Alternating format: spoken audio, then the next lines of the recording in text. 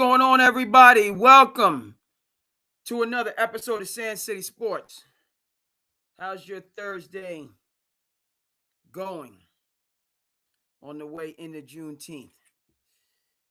Hope it's going well. All right, let's go across the board as we do on SandCity Sports. Okay. Twitter is good. IG is looking good.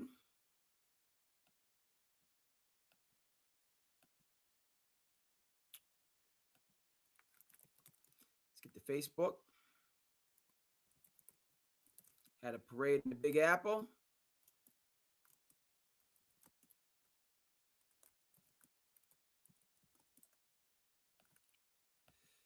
All right, let's get the Facebook in order.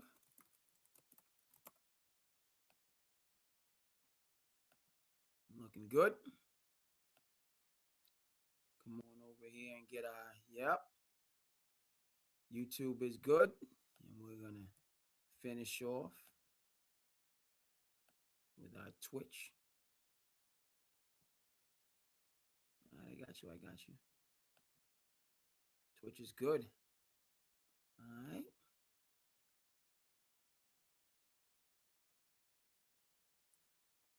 Get the mustache looking correct. And we about ready to rock and roll, folks. How's everybody out there doing in television land? I hope your week is going well. In the Commonwealth, we're looking at a 3-day weekend. It is, again, my inclination. That's not the right word. I don't want to. You don't want to use the same word multiple times. But in the state that you are in, tomorrow being Juneteenth, I have to use the word hope again. Hope that it's being recognized and you can take the time to celebrate an important newer federal holiday, looking at the end of slavery in every single state in the union.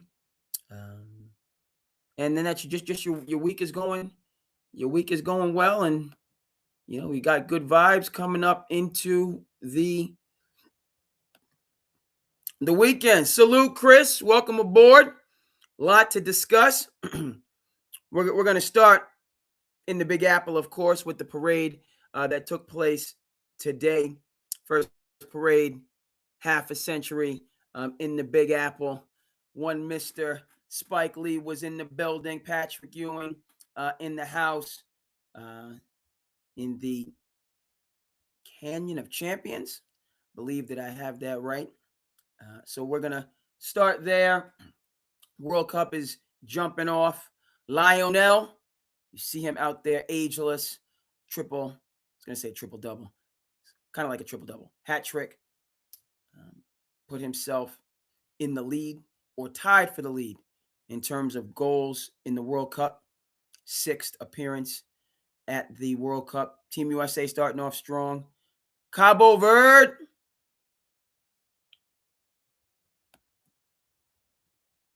Yeah. We don't need the second apron to begin with. Believe firmly that needs to be X'd out in the next CBA. I don't understand the rationale. I'm not buying that we've had multiple championships and therefore the system is working. What's the point of breaking up a dynasty, a championship team, when they start winning? Right? It makes just as much sense as the college athletes going to 4 schools in 4 different years and then not going pro. 0 sense. Right? So, yeah, Dolan said no second apron. Okay. I'm saying again and again, second apron is stupid. Unnecessary. You don't build Showtime and then take away. We're not getting rid of Mitchie No Snitchy. Mitch is staying. And Alvarado is loyal to the soil. All right? Is Brooklyn in the house? Without a doubt. I'm the rapper with clout everybody yap about. Neither one of those are going anywhere. Okay. Got some good intel on this from CP the franchise. We don't play a hate on SandCity Sports. We congratulate Knicks Fan TV in the building. You know what I mean? It might be live right now. I want as much attention as I can get. I want as much, but if Knicks Fan TV is going on right now and you got to switch over, please come back. Come on back to SandCity Sports. But the Knicks had a championship parade today. We're gonna discuss Knicks Fan TV covering it, whether it's live now. You get my point. Okay, but I cite my sources around here. I cite my sources. And this is just from me as well. You know, you got Landry Shamet, you got Jordan Clarkson. Okay, want to keep both. Right, the money goes up when you win the championship. So, Mitch, the reason I'm a little bit more firm on Mitch rather than, and we'll get the show going on, certainly. Reason I'm a little bit firmer on Mitch than other players is he's been on this journey from the beginning when they were in the basement, right? 15, 16, 17 wins. Right? He's the starting center. Now the Knicks kind of goes, with Cat at the 5, even though, you know what I mean, with the whole pace and space. But if Cat's going to start at the 5, you need obviously a backup center. You need Mitch. Point period. End of story. Jose Alvarado, I believe he'll be reasonable and come get onto a team friendly deal. Again, second apron needs to go. Players, just end this. It makes no sense. Makes no sense. I'm going to say this again when I get the graphics for you. 0 cents. You're not breaking up Showtime Lakers. You're not breaking up the Larry Bird Celtics. You're not breaking up the Isaiah Thomas Pistons. Are you going to break up the Bulls too? Does Horace Grant need to go? Does Dennis Rodman need to go? What are we even doing? It's stupid that we're even having these conversations. Get rid of the second apron while it's still here causing trouble, because that's all it's doing. All right, you want to talk about parity? All right. People like a team, and then you have to break up the team. We're dealing with this in Boston. We're going to get to all of this Giannis talk, which I'm not buying at all. Not even a little bit. Okay? Oh, blow up the team. Bring in Giannis. Everything is going to be sunshine and rainbows. No, you're starting over. You're wasting Tatum's window. You're believing in 2K fantasies. Oh, well, you know what I mean? What are we talking about here, folks? Obviously, you're in a committed relationship and you see a beautiful person stroll by, your eye goes over, wow. And you start thinking ridiculous thoughts that the grass is greener on the other side. Is it ever? What are you doing? You got 5, 10, 15, 20 years invested in somebody. Obviously, familiarity breeds a certain amount of contempt. And you see somebody's humanity when you're around them more. But the new hotness that you just gazed over at is human too. So you leave something that's established and growing for what could be better, right? What might work out. I have a good feeling. Stupid. And you don't have the most important piece when we're talking about the Celtics and basketball again, which is Jrue Holiday, an actual leader, a culture setter, so on and forth. Dolan wants to talk about the second apron. So you're going to get rid of La Cosa Nova? What's the only reason that you have this championship? La Cosa Nova, the Nova Knicks. You have 3 of the 4. You're going to get rid of another one? Okay, return to the basement. You need, obviously, Brunson, who's the toast of the town. We're going to come back to him. You need Josh Hart. You need Mikal Bridges. You, by the way, need Ragu DiVincenzo. All right? You need winners like Jrue Holiday. Talking this foolishness about Giannis and Trey Murphy and whoever the hell else you're going to bring in and throw some stat jazz at me. How's that working out? How's the analytics working out for the Cleveland Cavaliers? Right. Exactly. All right.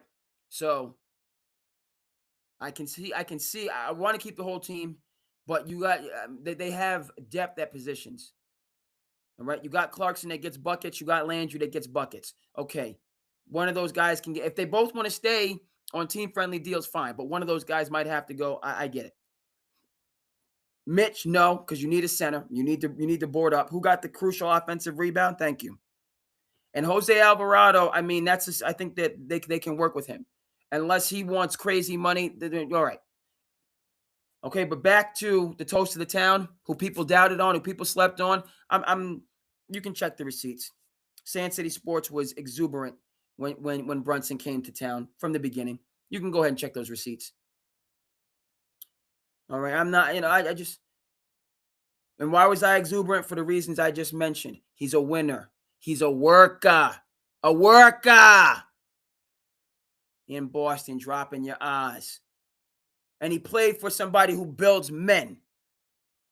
Okay, who put the blueprint in one Mr. Tom Thibodeau. If you coming up under Tom Thibodeau's leadership and you're willing to work, you're going to shine. There's talk about Luka wanting an A-list center. We're going to get to that. You know who looks good in Oklahoma City? And by the way, when Luka says A-list, to me that means European. So that's my translation. Yeah, Mr. Hartstein looks good in Oklahoma City. Where the heck did he come from to get his money? Oh, yeah, Tom Thibodeau leadership. Okay, was Julius Randle an all-star in L.A., come up under Tibbs' leadership? Okay. Was Cat a starter in the all-star game? Okay. Right? So that was the foundation. The Nova Knicks, La Cosa Nova. But speaking of this second apron, that's ridiculous and needs to go. And should have went, it's not helping any.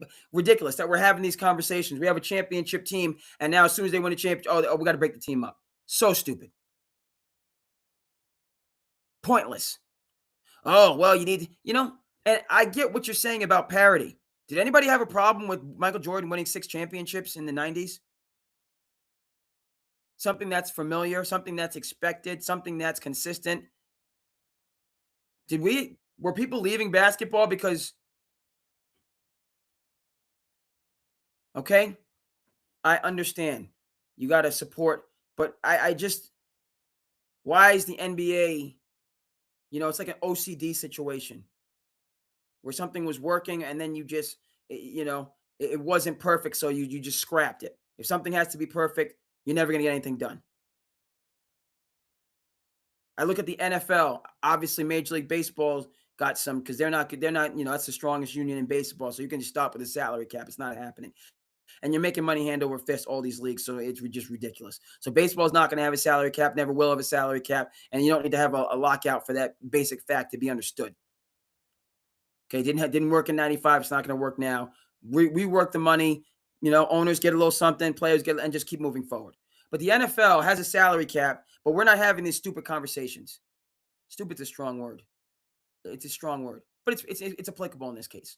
I'm sorry. The second apron causing Boston to break itself up, causing players money, and I don't know where there was a problem. Yeah, owners were complaining about the luxury tax. Mark Cuban confirmed, straighten that out. Yeah, you're going to take a hit in the luxury tax, and you're getting it all back times 10 when you sell the team. Jerry Jones buying the Cowboys for $200 million, worth like $8 billion now. Stop it. Everybody's making obscene money. All right, back to Jalen Brunson, who set the blueprint, and we'll go to the NFL. Before we get back to Jalen Brunson, but people, when Patrick Mahomes won that Super Bowl, first thing he did, he signed a contract that had some flexibility and optionality. People rained down. How can Patrick Mahomes do this? You got to get all your money. You got to set the market. He's won another Super Bowl, right? You've forgotten that. We've forgotten that Patrick Mahomes is getting all of his money. He's supposed to get $60 million next year. But his contract allows the flexibility for him to have a competitive team.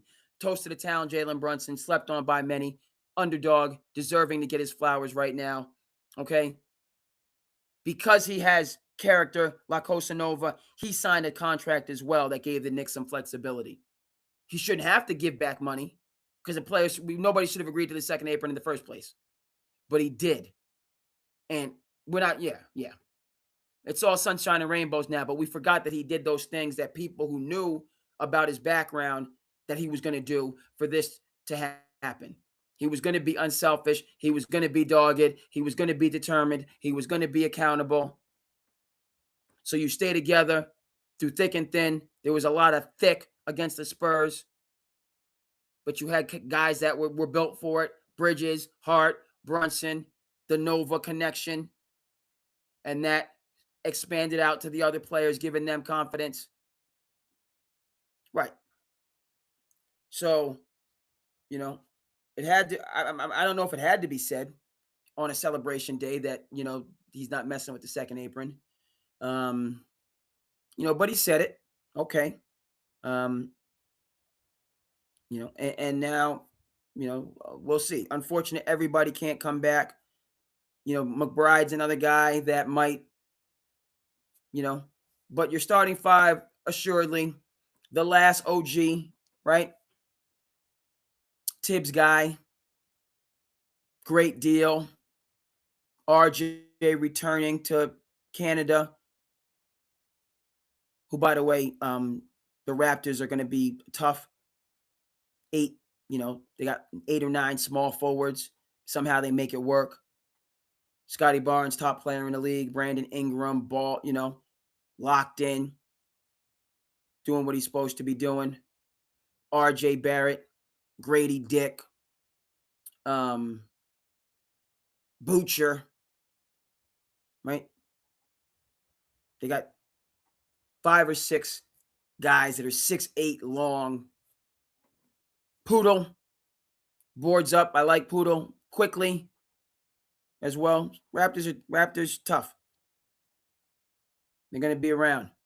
But that deal, again, RJ went back, the last OG, who's known for his what? Defense and rebounding. His defensive efficiency, which we saw hitting the offensive glass, taking it to Giannis, right? Using that physicality on both ends of the court. Yeah. You got to keep the starting five. Some of the rotation players, and we are going to get to the intro and get moving along. It's been 20 minutes. We'll get to the parade. But again, the second apron is just makes no sense. It's unreasonable. I'll stop using it's unreasonable. That's what the second apron is. Unreasonable. Unnecessary. Counterproductive. I don't know. It's just the system was fine. And you know something? Before we do go get to the intro, what also has to be said, second apron is going to change, should change in the new CBA, right?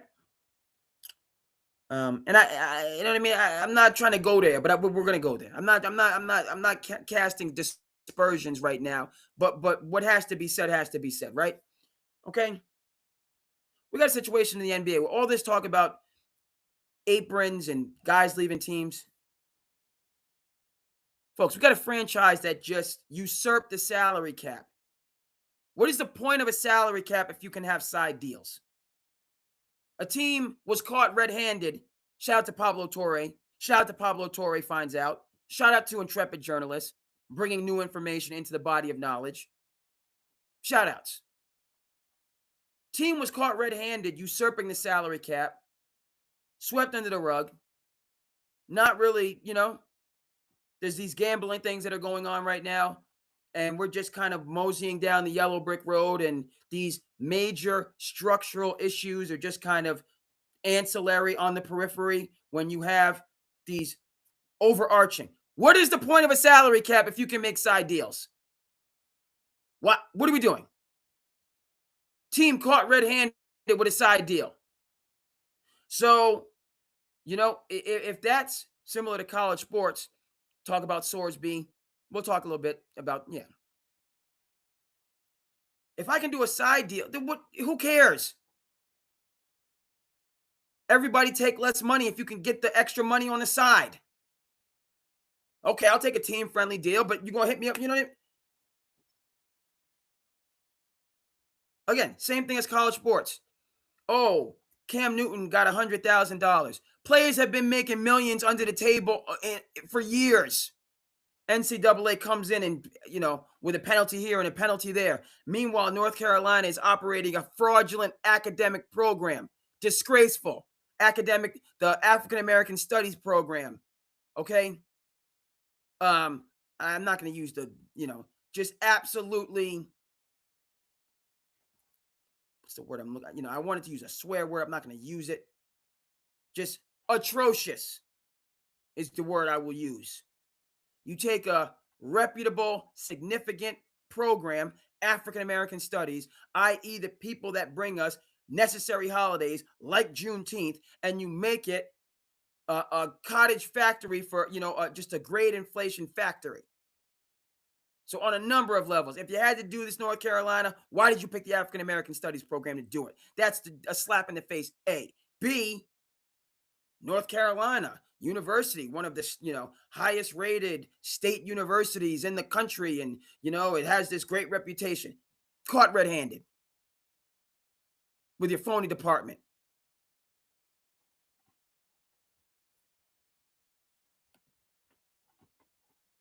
Okay? We'll get to the Utes. North Carolina's caught red-handed. What was their penalty? Nothing. Stop. Okay?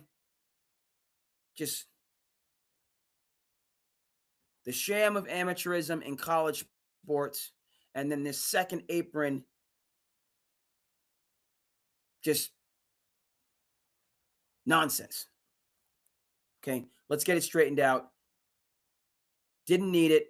And let's get the issues beyond the salary cap straightened out as well. All right, because that's equally dangerous. Okay? If one team can do side deals, then every team can do side deals, and then you just have no point. So rein that in. I know Steve Ballmer is the richest owner in team sports. I know he built a new arena, and he's somebody, and it's all about the money at the bottom. And, well, it shouldn't all be all about the money. These owners coming in, paying these exorbitant prices, not being committed basketball people, complaining about the little bit of money that they're losing, and then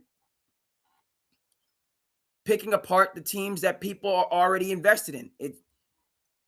Right? So should the Patriots dynasty have been broken up because of the second apron? Oh, no, you're only going to win 3 championships. Forget your 6 because you have to. And that's going to be better for football? Stupid. Yeah. And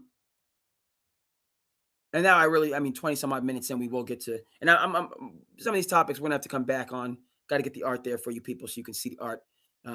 But Chris, per usual, you know what this is. Mi casa, su casa. Jump on in, join the conversation, share community. Hope your week has been going well. We don't know.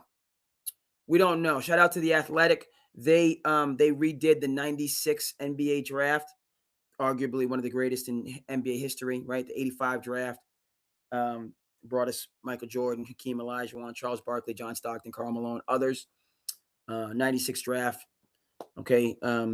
Kobe Bean Bryant at 13, Allen Iverson at 1, Stephon Marbury, Ray Allen at 4 and 5.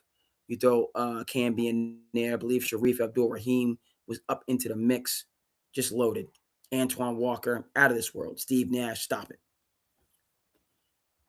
So this draft class, I'm out on Peterson. I said what I said. I'm not picking up what he's putting down. I'm just not. Right? I'm not. DeBansa, pride of Brockton, loyal to the soil. All right. For all of Peterson, Peterson, yeah. Summer League's going to be rocking.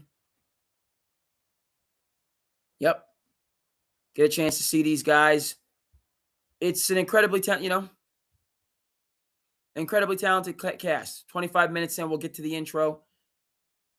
I think it'll live up to the hype like this draft class has, or the current rookie draft class, of which Dylan Harper is the best. We'll talk more about that. Dylan Harper, best rookie. Period. But you got Cooper. You got Khan. You got VJ. You got Derek Queen, just loaded. Number of other couple others I'm not mentioning, loaded. So this upcoming draft class, I'm going with chalk. I'm going with the guys that show up to work. That's AJ DeBansa. That's Cameron Boozer. That's Wilson out of Carolina. That's who I'm going with. Peterson, for all of his, I ain't going with the sensitive one. No. For all of his woulda, coulda, shoulda highlight tape, I'm not going with the sensitive ones. Because you already showing me how you're going to respond to adversity, what you're going to have. You're going to put, you know what I mean? You show me how you're going to respond to adversity. People are talking about Jalen Brunson is what we thought James Harden could have been in the playoffs. Tale of two cities right there. One person was told no. By the way, James Harden was told no as well. He's out of Arizona State, so he didn't come into the league with a silver spoon in his mouth. But once James Harden found success, he changed. He changed when he found success. I'm sorry, he did. Okay? Brunson hasn't changed. He was a worker grinder when he came in. He's still a worker and a grinder. That's why he's an NBA champion. Right? So that's how I feel about Peterson. You done showed me who you are. I'm going to believe you. I'm not, till I see different. No, we ain't doing that. What's going on with you folks here? Do the business. I am your host, Nick Turkey, artist known as Andre Kane. What's good with you? What's good in this sports where we are back again to bring you sports tournaments for the next week. Morning shifts.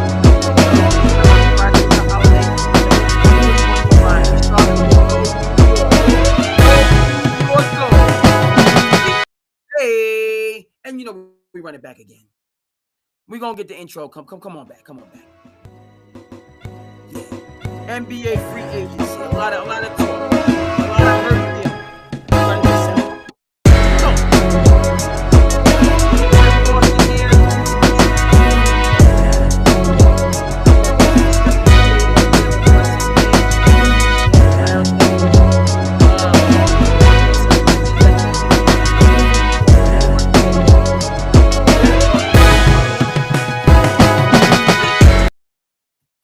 This madness in San Antonio, if they don't need De'Aaron Fox, you better stop.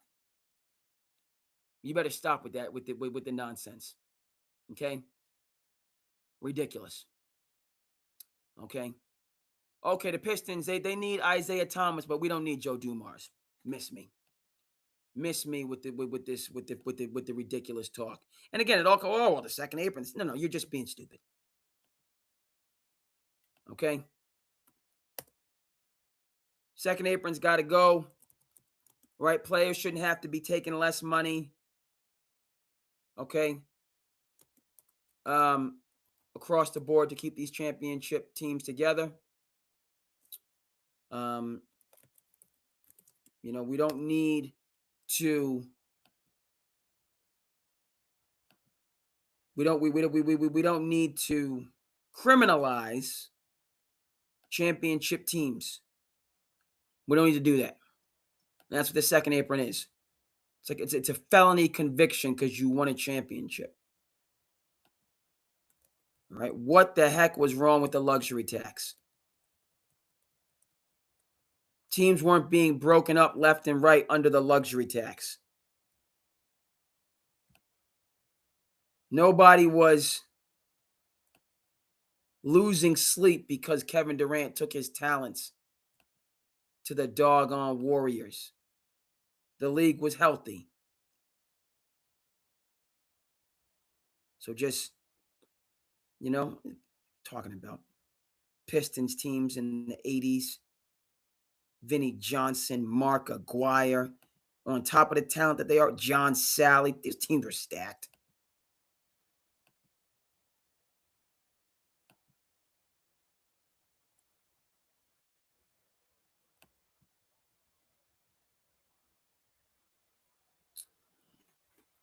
All right, go New York, go New York, go. Weather cooperated. People were lined up.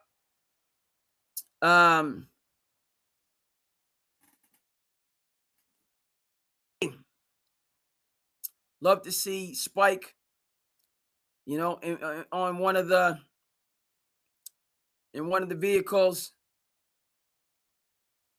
Obviously, Cat, Pride of New Jersey, Jose, Brooklyn's finest. Got Mikkel out there. Wesley Williams built it up. Brunson Sr. I mean, it's,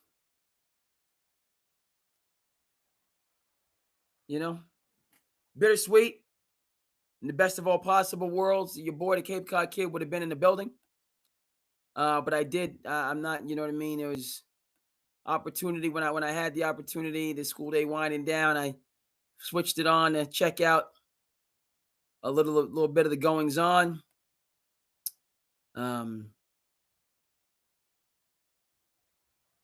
It's see if I can get some of these pictures. See if I can get them. Folks was they were on the stoplights, and there we go. Let's get a quick, obviously safety first. Always got to have the safety. But it was wonderful. Okay. I know we have our different tastes when it comes to politics. I rock with Zoran. I rock with the mayor of New York. Love to see him out in the city for the Puerto Rican Day Parade after the Knicks won the championship. And obviously having the championship, right there at City Hall. All right.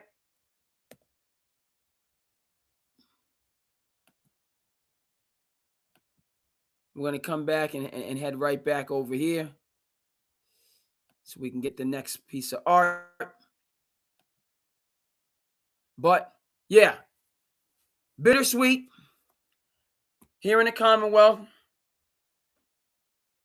You blink your eyes. It was just the Celtics that had won a championship a short time ago. When a Boston team wins a chip, what do? Okay, we get the duck boats out. Get the duck boats out. You've been to Boston and you do some other cities, right? The military vehicles that can be on land, and then you go into the water and, go around in the water, get back on land and drive around a little bit more. All right, the duck boats. Okay. And now the Celtics. All right, we'll get there, but they're trying to reinvent the wheel. Trying to go the AAU route. Fine. All right.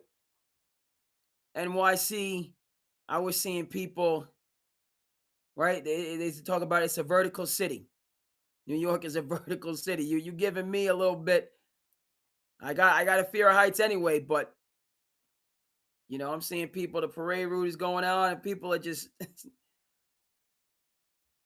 10, 15, 20 feet in the air. That's safety first, people. Safety first. Nonetheless, love to see the city come out. Largest city in the country. Been waiting for this. Okay. The wait is as much a part of the glorious celebration as the fact that the number one market in the country hoisted a championship banner. Okay. Love the Knicks. Not your cup of tea, either or. It's good for the league. Okay. When your major markets are successful, it's a rising tide to lift all boats. Okay. Whether that's your squad or whether it's not, everybody benefits, profits. Not that our major markets should have an advantage over the smaller markets. We are clear on that. No problem with the salary cap, the luxury tax. Fine. Don't need the second apron. I've said it. I'll say it again. Okay. But I'm also going to say, and this is going back to the late, great David Stern. Was Patrick Ewing on his way to Indiana? Was that envelope cold? Patrick ends up going to New York, and all right, we have the conversation, so on and forth. All right. Indiana did well for themselves with Reggie Miller, Antonio Davis, Dale Davis, Mark Schmitz, Mark Jack. Okay, and Indiana was in the mix. But Patrick took his talents to the Big Apple. All right, and the league grew. The league prospered. Big name, big market, big interest, big dollars. All right. And those smaller market teams, the Indianas, the Seattles, if well run, which they were, they got their players, they got their teams, and it worked. Okay. So, yes, the Ewing years, the 90s,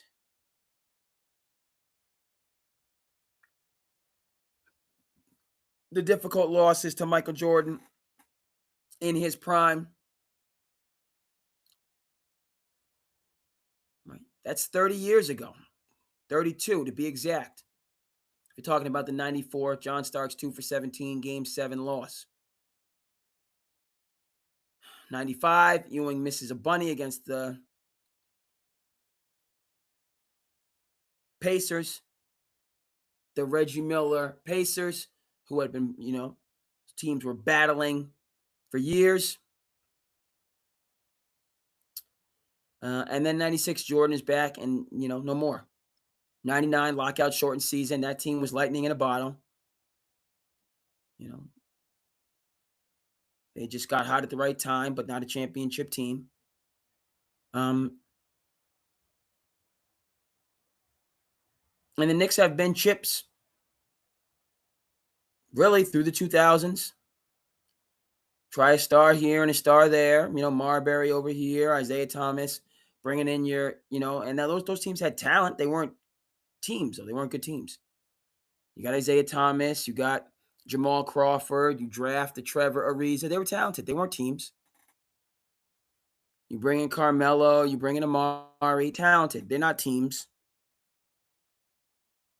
Well, it's a big market, so we need a big name. No, you don't. James Dolan, for all the moribund, borrowing a term from Stephen A. Smith, for all the moribund years, far more of those than prosperous years. He showed humility. He showed growth. Right?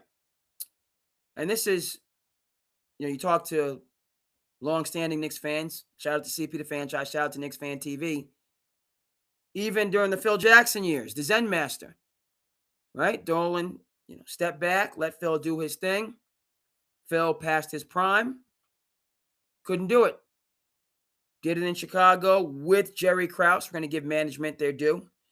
Did it in Los Angeles with Jerry West. Okay. Jeannie Buss in the front office. Right. Comes to the Knicks, and he just couldn't rework, reinvigorate his model. No shame in that. But those, right? You're talking about, because really the 99 year that they were an 8th seed. So let's just be clear on that. That wasn't like a contending year.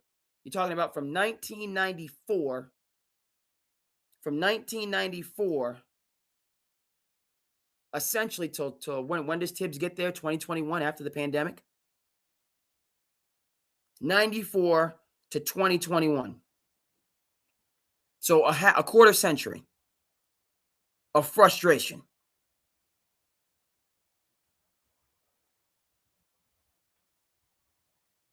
Okay? Either just not being talented or having the wrong talent.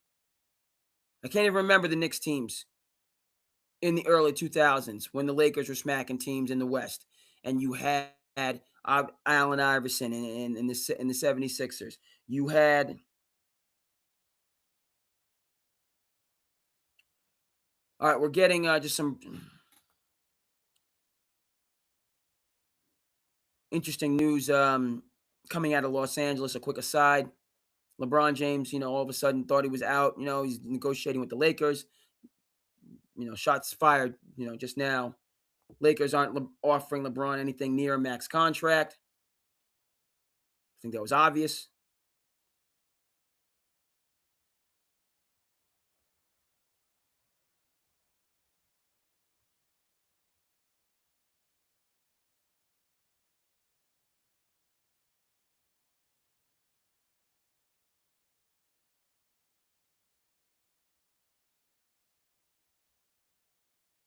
Oh my goodness. I can't even post this.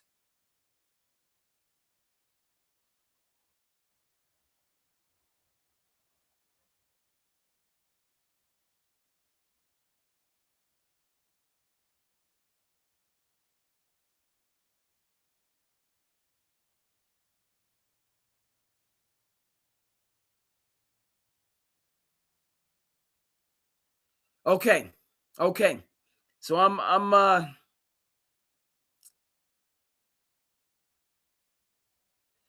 we're doing a program here.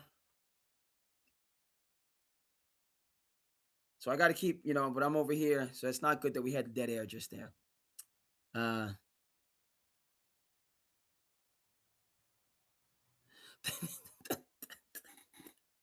All right. What am I apologies in advance, but we're getting the live updates.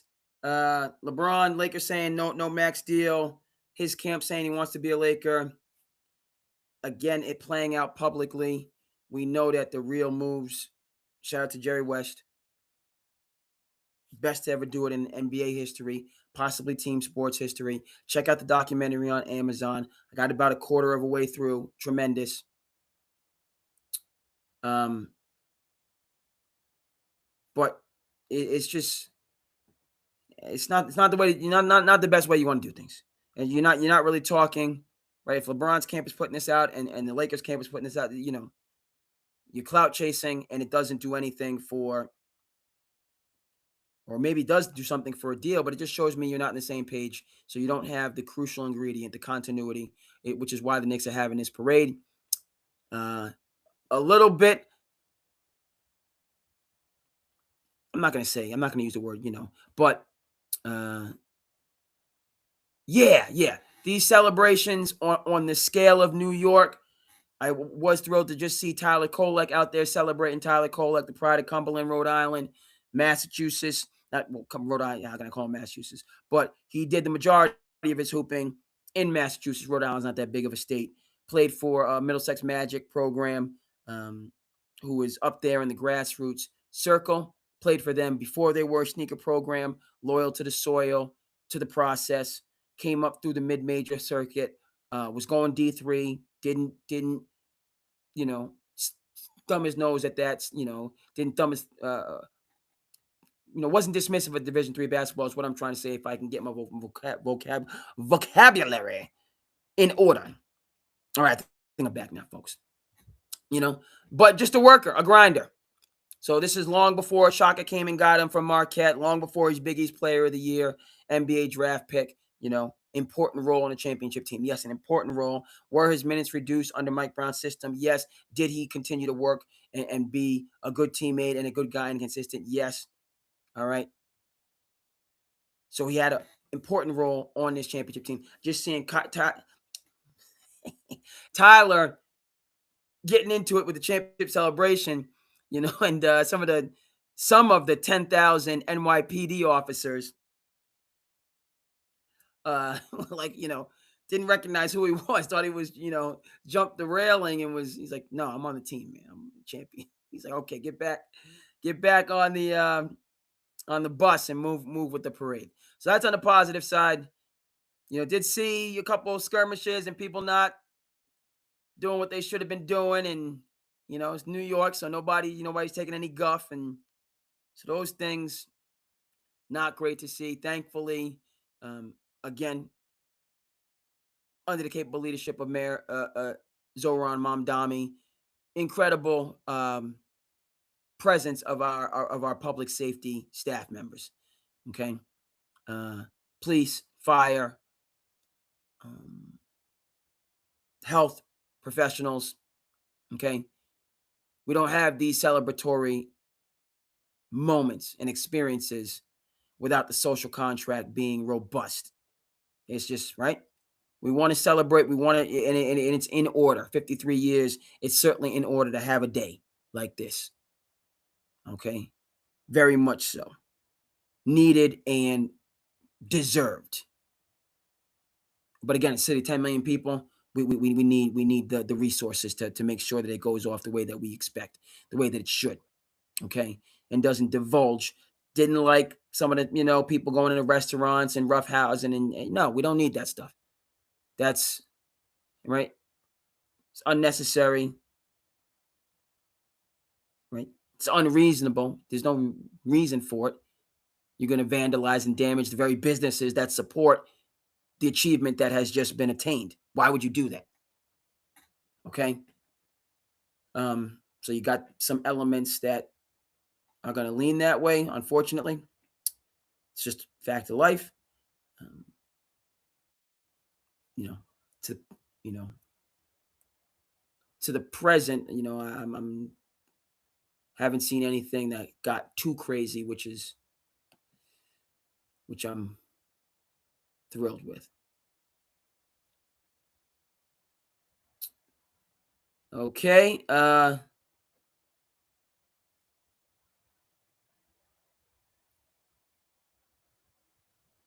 get one more graphic and then we'll move on.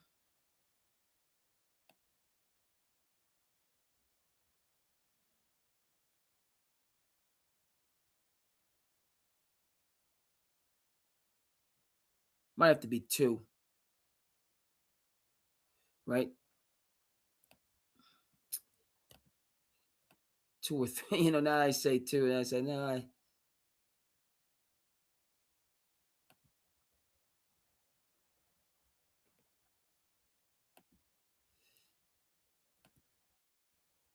Two or three. As we, what I mean? We're gonna go from the grassroots. We're going from the grassroots.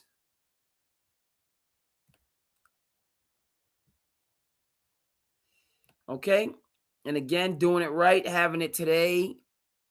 Well, it's tomorrow now. It's past midnight here on the East Coast. But having it on the day before a federal holiday, right? That makes sense. We have the celebration, then we have time to kind of, but this, right? These Knicks fans can go back, can give you the timeline, the history, the journey of what this moment is all about. Okay, if you're new to the or it really is 53 years in the making. You saw the folks piled up on top of the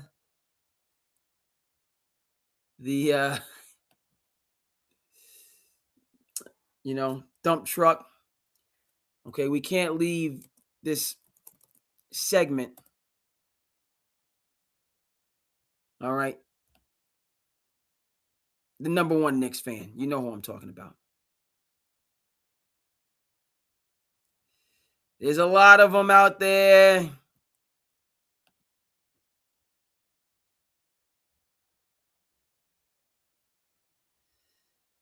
Okay, but we got to get the number one Knicks fan.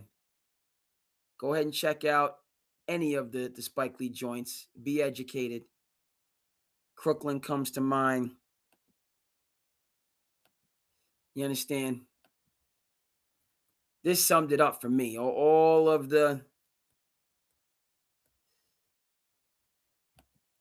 so many.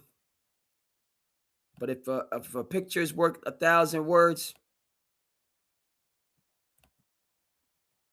for me, and you can let me know how you feel out there in television land, Come on in, SandCity Sports. I know we a little bit late, but hey, we got a 3-day weekend, folks. We got a 3-day weekend. We got plenty to discuss. So we gonna run this thing to the wheels. Come on. SandCity is in the building. We locked in, right? Right here, you see? This is generations. You're generational right here. Okay, come on in. We going back to Walt Frazier. We going back to Willis Reed. We going back to Earl the Pearl. You understand? Okay? You know what they called him when he would show up? They called him Jesus because he was the truth. Now, the media get a hold of it, but he got to be Black Jesus. He can't just be Jesus. He got to be Black Jesus. And we're not doing any, we're not talking out of school, nothing heretical. This is obviously referencing He Got Game, right? So he said, I named you after the Jesus in North Philadelphia. And I know, right? He Got Game, Spike Lee. Talking about these deep roots in New York City. How basketball is the city game. And so, yes, that quick little reference to Earl the Pearl, who joined Walt Frazier. Earl the Pearl was not on the 70 championship team.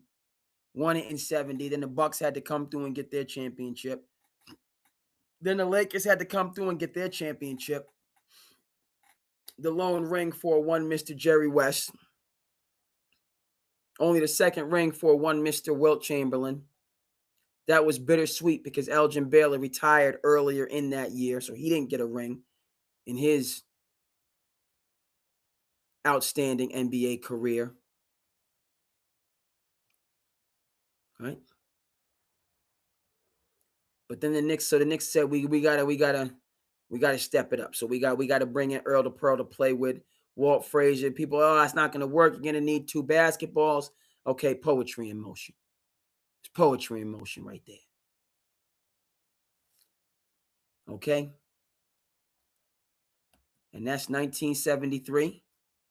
Again, to use another biblical reference, with all due respect. And a shout out to the documentary When the Garden Was Eden. Right? Pandemonium in a good way.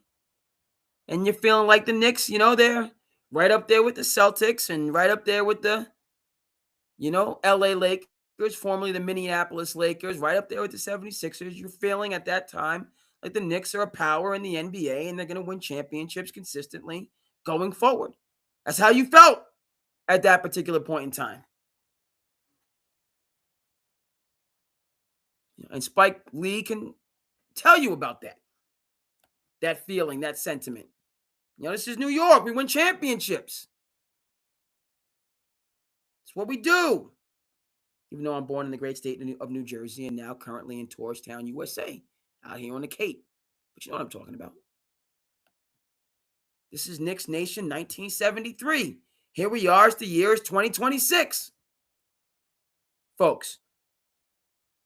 So what I needed to see today, what I was fortunate, okay, you got to count your blessings. You got to count I needed to see this. I needed it. Okay? This is the 1,000 words that, boom.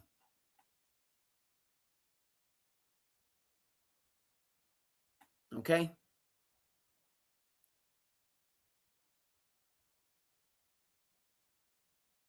Right here. From 1973 to 2026. The line unbroken.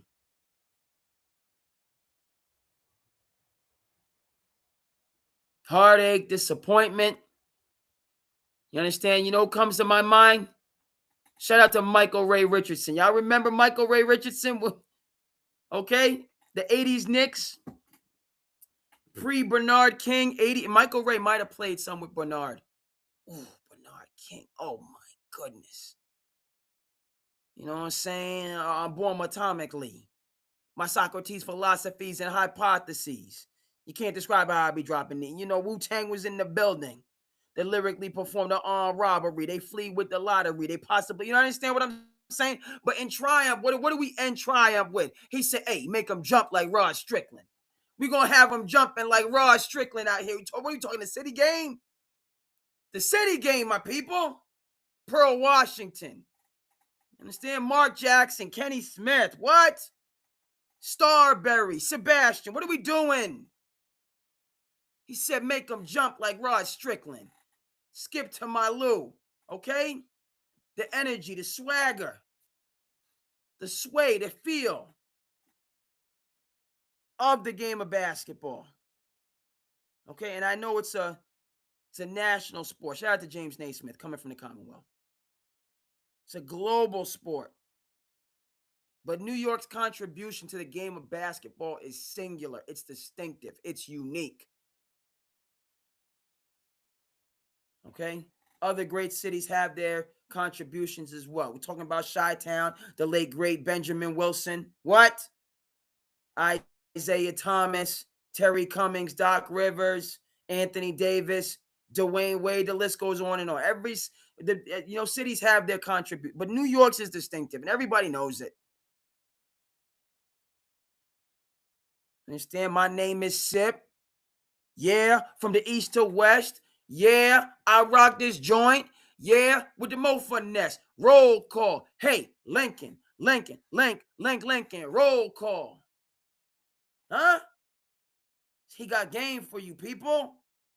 That's Spike for you right there, people.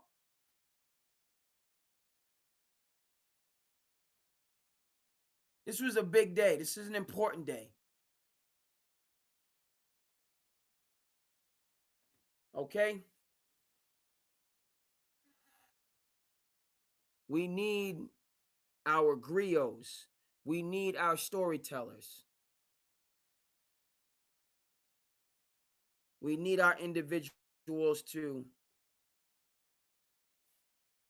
remind us of the better angels of our nature, to connect us to where we've come from so we can get where we need to go. Right? And that's who Spike Lee is. And not just for the minority community, not just for the African American community, for the American community. His voice, his perspective. Yes, we see things differently, and that's all right. That's the melting pot. Give us your tired, your poor, your huddled masses, yearning to be free. That's America. Is it easy? Is it always pretty? Is it smooth sailing? No, no, no.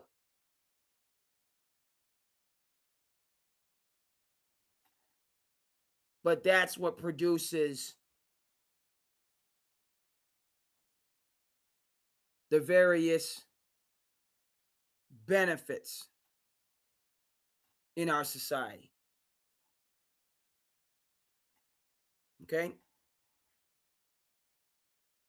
New York, major city. All right.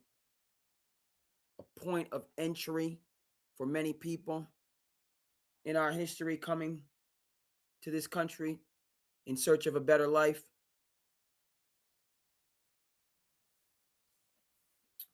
All right. No nonsense.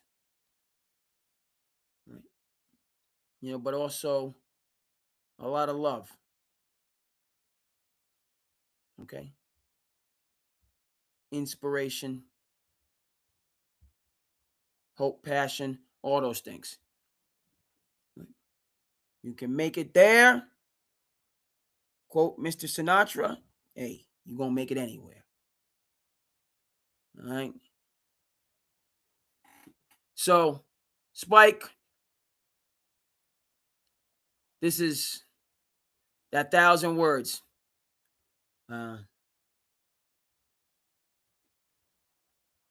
Hey.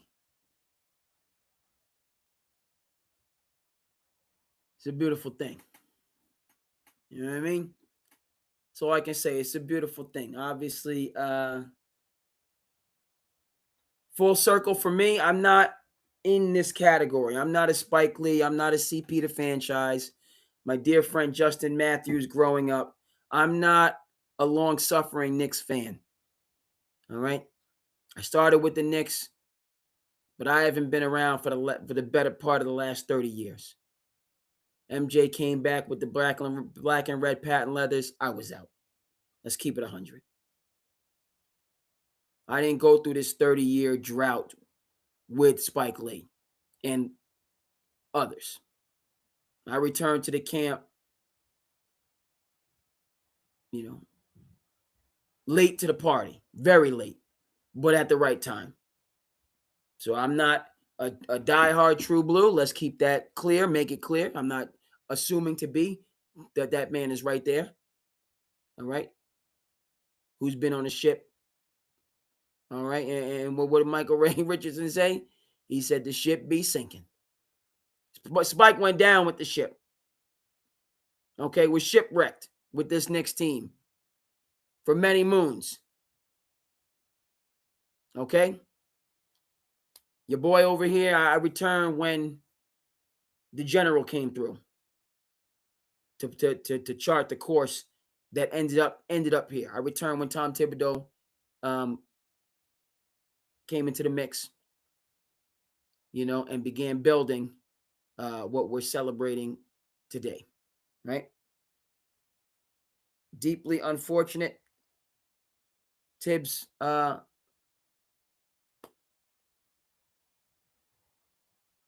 is not the head coach because he contributed so much.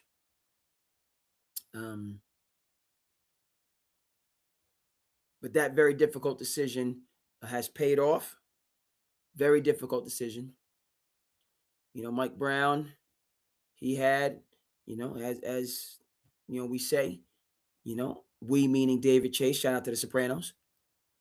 He had that extra marinara to put into this mix, all right, to give you the gourmet, to give the Knicks, that had, a lot there.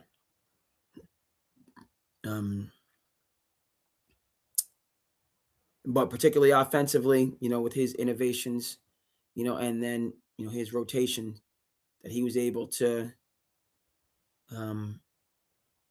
incorporate, right? And guys bought in, they accepted it. It wasn't going to be, I'm a short rotation guy. I'm a 7, I'm a, like Pat Riley said, I'm a short rotation guy. And that's what Tibbs came up under. Play 7, trust 6. Or play 8,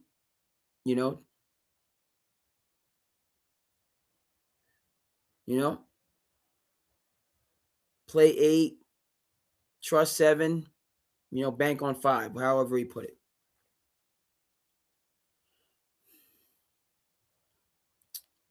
But Mike Brown got this team to commit to a longer rotation, taking a little bit less in terms of minutes, and letting guys make their contribution, and they did.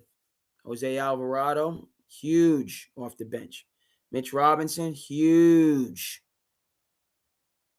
Okay. So, hurtful for a diehard Tibbs fan. True blue, guy. It's my coach. Deserves another opportunity as a head coach. But it worked out. Worked out in spades to get us here. And, right? Go, New York. Go, New York. Go. It's a beautiful thing, and it's a proud day. It's a proud day. All right. So we're gonna keep moving. Keep moving and grooving, folks. Everybody out there in television land is doing well. SandCity by and for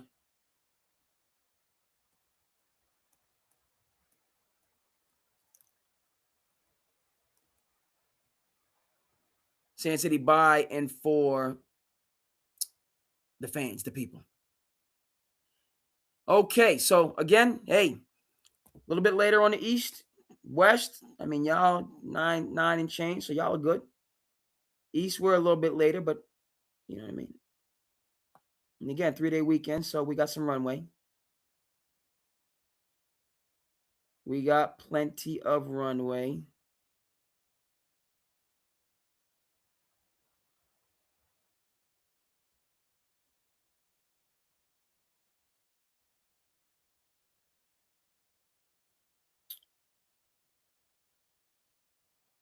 Okay, so let's get in at this update.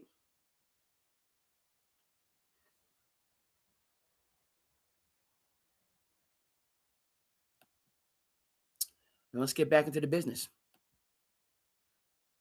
Mikasa, Sukasa. Hope things are good. Stop by if you have a contribute. But you know, this Giannis situation, a lot of folks were saying it was going to be resolved. Let's take a look.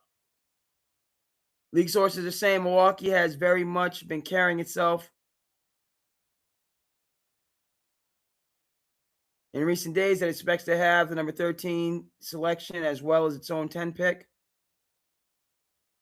The Bucks can only make that selection at number 13 if they acquire that pick from Miami as part of a Giannis trade.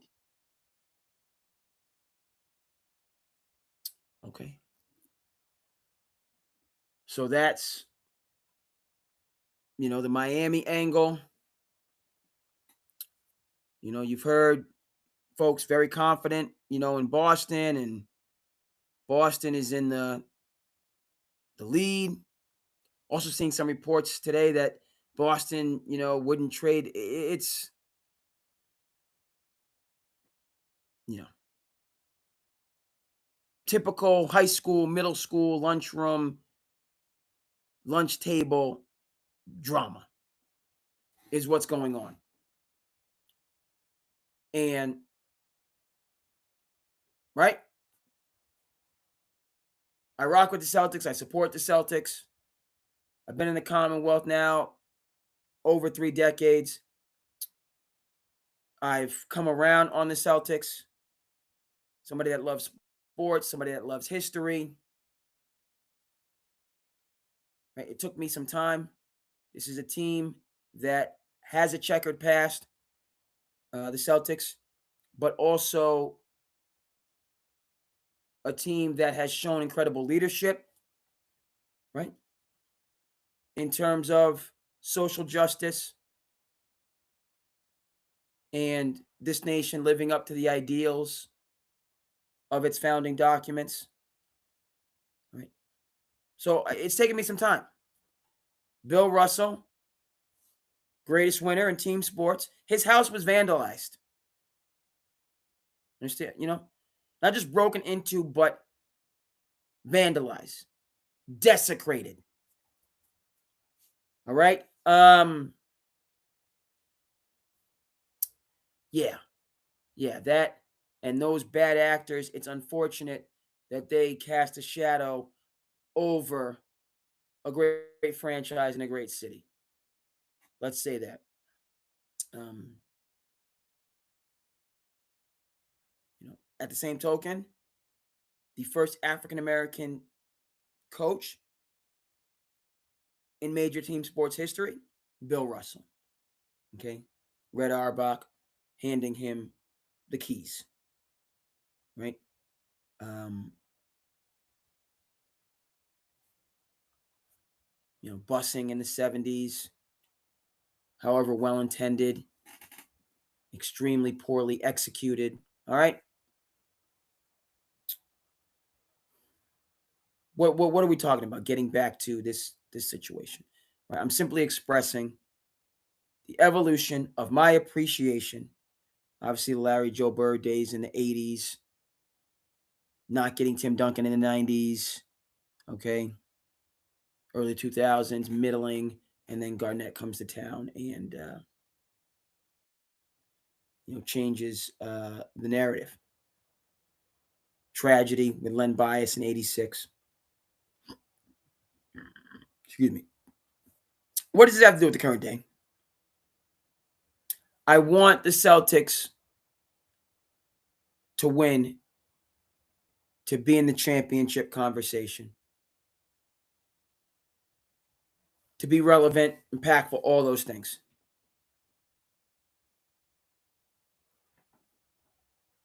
Very encouraged with the moves that were made, bringing in, drafting well. You bring in Gordon Hayward, you get Kyrie Irving, you bring in Al Horford, okay?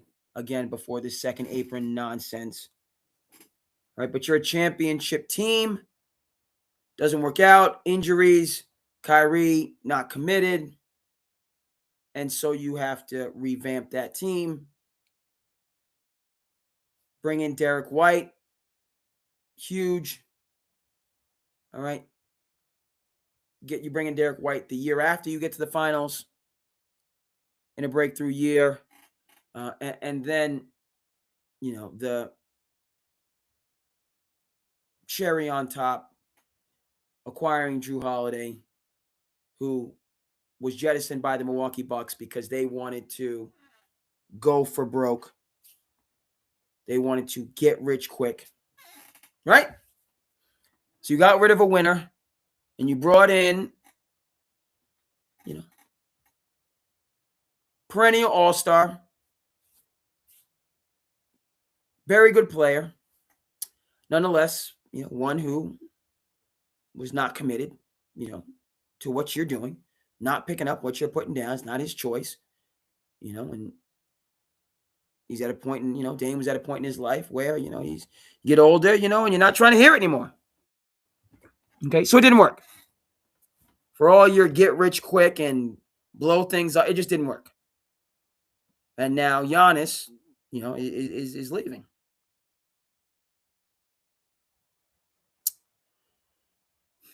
So we started with the second apron. Shout out to Chris, getting the conversation going. I'm clear on, how many times I need to say it. I'll say it and say it and say it again. Okay. It's counterproductive. Okay. You got me.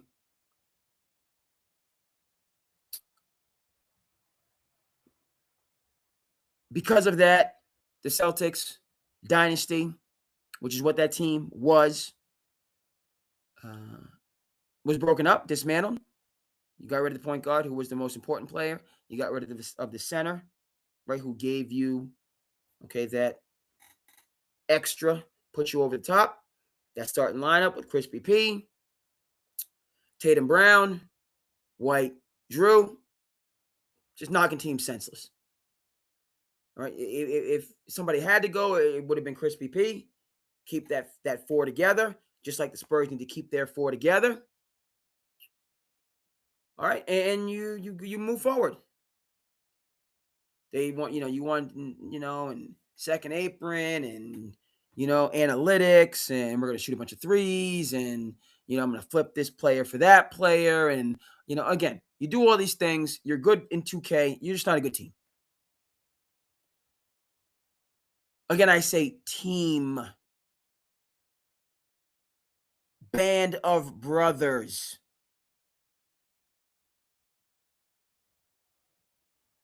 Okay, this year was supposed to be a gap year. Team overachieved. The East was going through its issues. The Celtics had a built-in culture that guys can come into, which is how the Knicks built themselves up, outworking teams in the outset, right? Not looking down on the incremental growth. not being too cool for school because, you're not getting everything you want right now.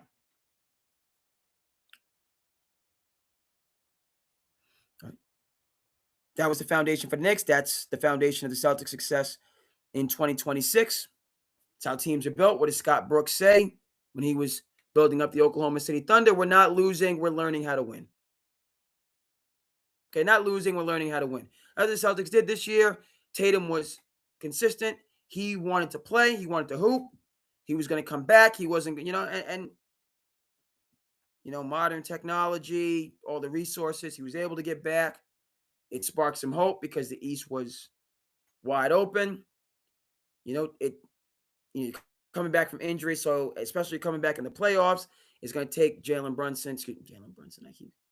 It's going to take Jason Tatum some time. He had to play. He had to sit out.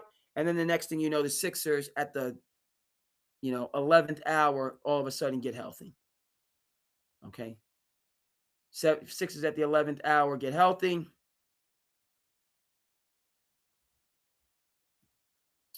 And there you go. Check, see what's going on with people.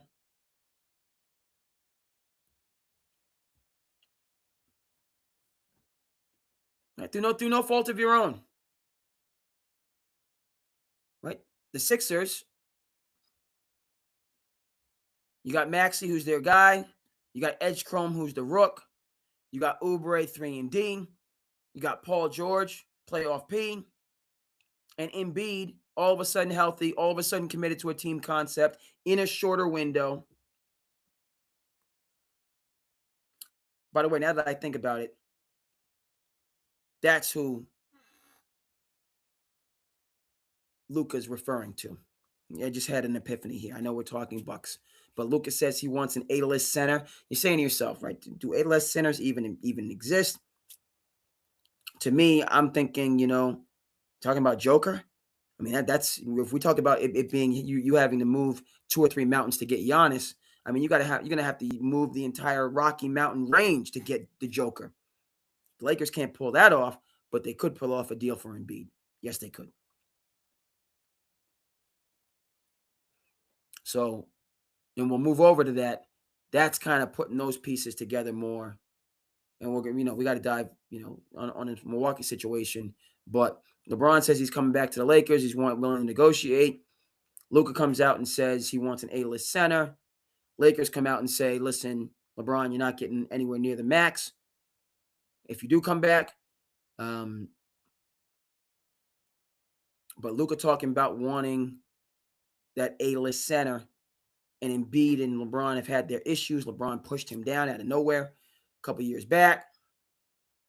Then Embiid wants to play for Team USA, could have played for France, wants to play for Team USA, also could have played for his native Cameroon.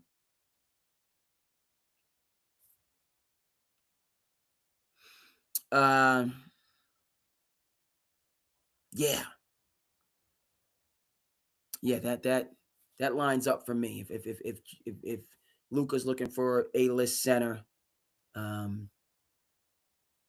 again, Luka likes guys to do the rim run and how that, but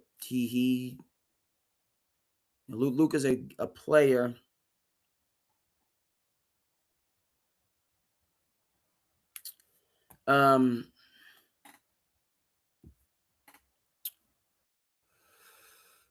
That right, that high screen roll, that's what a lot of his actions are off of. Doesn't have to be the most explosive, quickest. He's just fundamentally sound. Uses, Luka's a big guy, right? Had a little bit of explosiveness when he came into the league.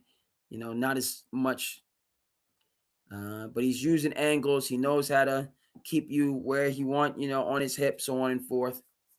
All right. So let's get back to this. That just come to my mind.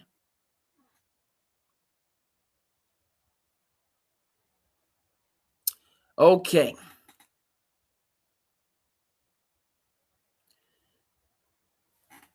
Long story, not so long.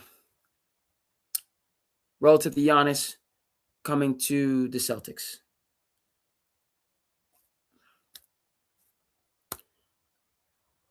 Not buying it.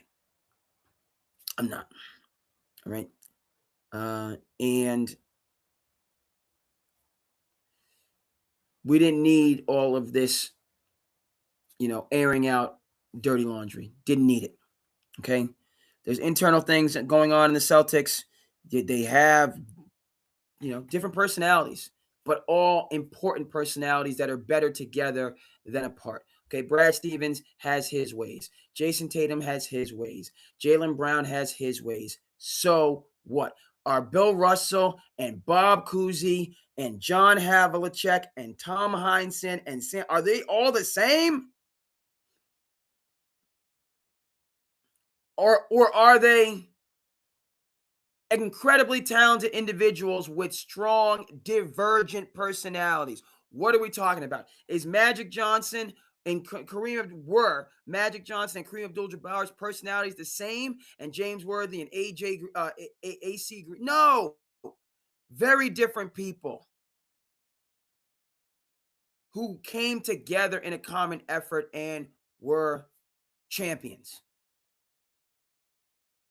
So the Celtics, that's not even a relevant argument, and frankly, I think Jalen Brunson gets far too much shade for his stances, which he has 1,000% right to, talking about educational empowerment, talking about economic empowerment, okay, talking about the cracks and flaws in the system that we're not discussing when we're talking about the second apron. That's the 60 to 70% of NBA players that end up broke after retirement. Yes, you need individual accountability. But Jalen Brunson saying, if you're my agent and you're my financial advisor and you're all up in my DMs and, when you're recruiting me to do ABC, XYZ, but then when I fall on tough times, you don't return my phone calls, what are we doing?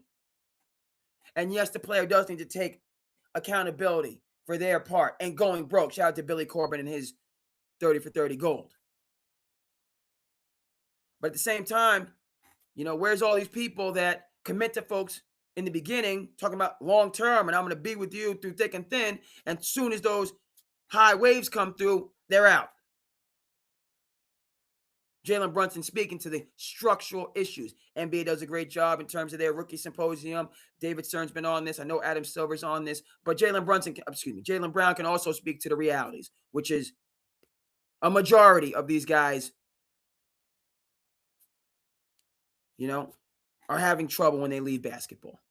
Gil's Arenas does a good job on this as well.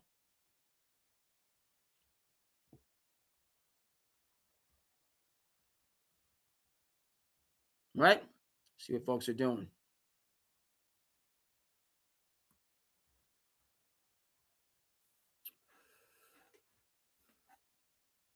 Celtics, you overexposed yourself. All right. You got so you might land Giannis, you might not. But you've exposed yourself to the point where,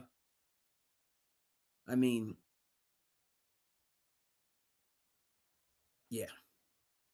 It's almost like you're at the point, if the Celtics don't get Giannis, you JB, he's not following the team. There's just some major fences that have to be mended. This team needs Jrue Holiday, needs a point guard. Can't think of another point guard outside of Jrue Holiday. Can't think of a point guard like Jrue Holiday. Veteran, it's not right. Jrue Holiday was the point guard for the Celtics. Okay, you're not going to bring in A-Cuff, a talent. That was Simons. He's talented, but he's not leading. He's not garnering the respect of your two most important players, your two perennial all-stars. Right? So just know. And if you bring in Giannis and Trey Murphy and want to have 18 small forwards like the Toronto Raptors, you're going to need a guard, which neither one, that those two can respect.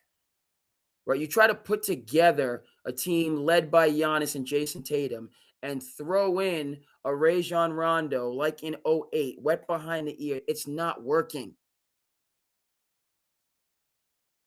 Okay? Because again, first of all, you had a big three in 08 where you could divide the workload. Kevin Garnett worked with Perkins. Ray Allen worked with Rondo. Paul Pierce could kind of encourage both. But you had a future Hall of Famer dealing with both of the younger players and a third Hall of Famer just dealing with the team and the culture. So it worked. If you have Giannis and you have Jason Tatum, right, and your center is, Kata or whoever needs some work. Your point guard is question mark, question mark, question mark. You have Mazzulla, who's a younger coach. Yes, a younger coach, not a tried and true veteran coach who's had his issues when he hasn't had the correct support. No.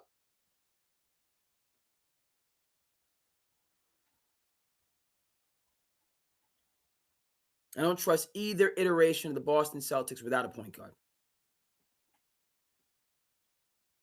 And I don't know of a point guard besides Jrue Holiday that's going to garner the respect of these superstars.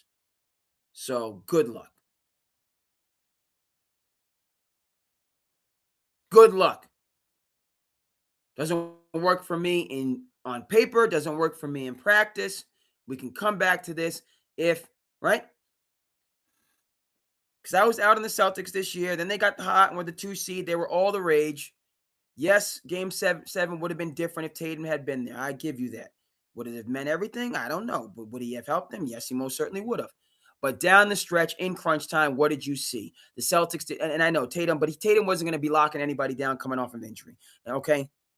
The Celtics did not have the perimeter defense for young Lions. They didn't have the perimeter defense for a Maxine Edgecombe coming at them 100 miles an hour. All right, and somebody to slow them down. That's what Jrue Holiday's been doing his entire career. All right. Talk to me about the second apron. You can miss me. It's about signing deals. Or, I'm not, see, you know what I mean? You got to sign team-friendly deals. We got to get this in order. And if you're not going to sign team-friendly deals, well, you either sign team-friendly deals and take the hit, as far as I'm concerned, or you sign team-friendly deals and make the side deals that the NBA is allowing. But keep the teams together. Right? And you talk second apron all you want. Okay, either people take less money to win or people take less money and sign their side deals and we just keep it moving. Those are the two ways you navigate it. You blow these teams up. You talk to me about analytics and number crunchers, and pi, times the root of this is no, miss me. Okay. You're headed for where's inside the NBA. You're going fishing. That's what you're doing. You're going to be on the boat. Period. Right, I'm not impressed. Not for it. That's it.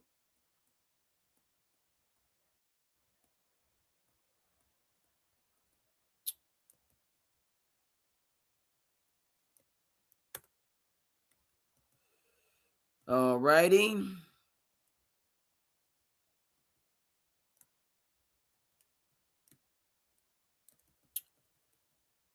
I want to. Yeah, let's go west. We're gonna play the hits. How y'all doing, everybody? Y'all good? Appreciate you. SandCity Passion Project in the building. Talking Knicks. Our socials are good. Good across the board. Let's talk Lakers.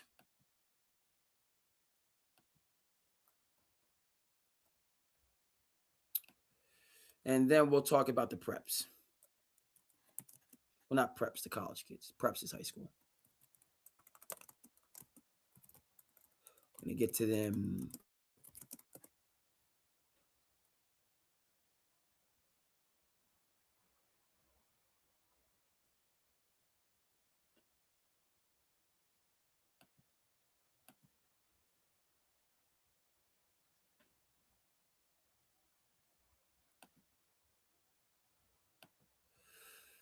All right, let's head to the City of Angels. On a dark desert highway, cool breeze in my hair, one smell of Calita, say, rising up in the air. Y'all going to that hotel? We good across? I'm just checking my social. All right, we good, man. Come on then, SandCity. I know you got a tsunami of content out there in the world. Why would you come into SandCity? Rock with your boy. Why would you do? I don't know, man. I don't know, but we here. We here now. Okay, we live. We doing this. I mean,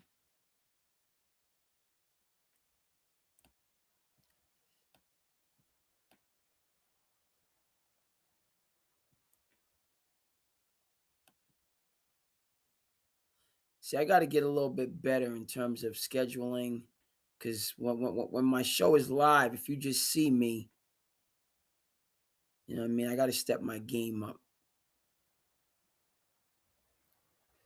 They can see I'm live, but I don't have the thumbnail. I got to get a thumbnail.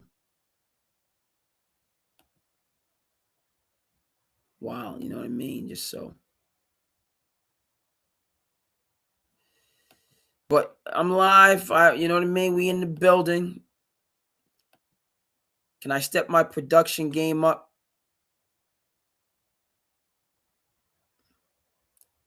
Most certainly.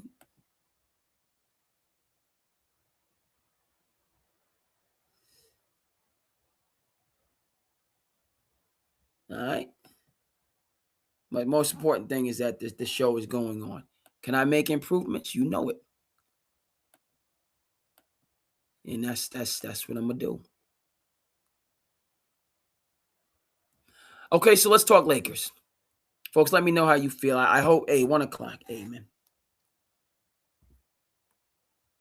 It's 1 o'clock. I hope we good. Hope y'all is good.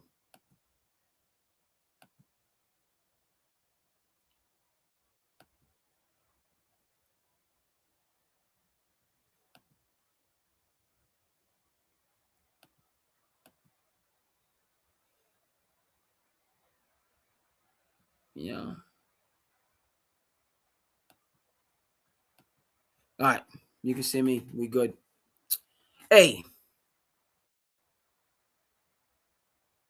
So, we're getting different reports. Not necessarily distinctive. Well, they are distinctive. Not necessarily divergent.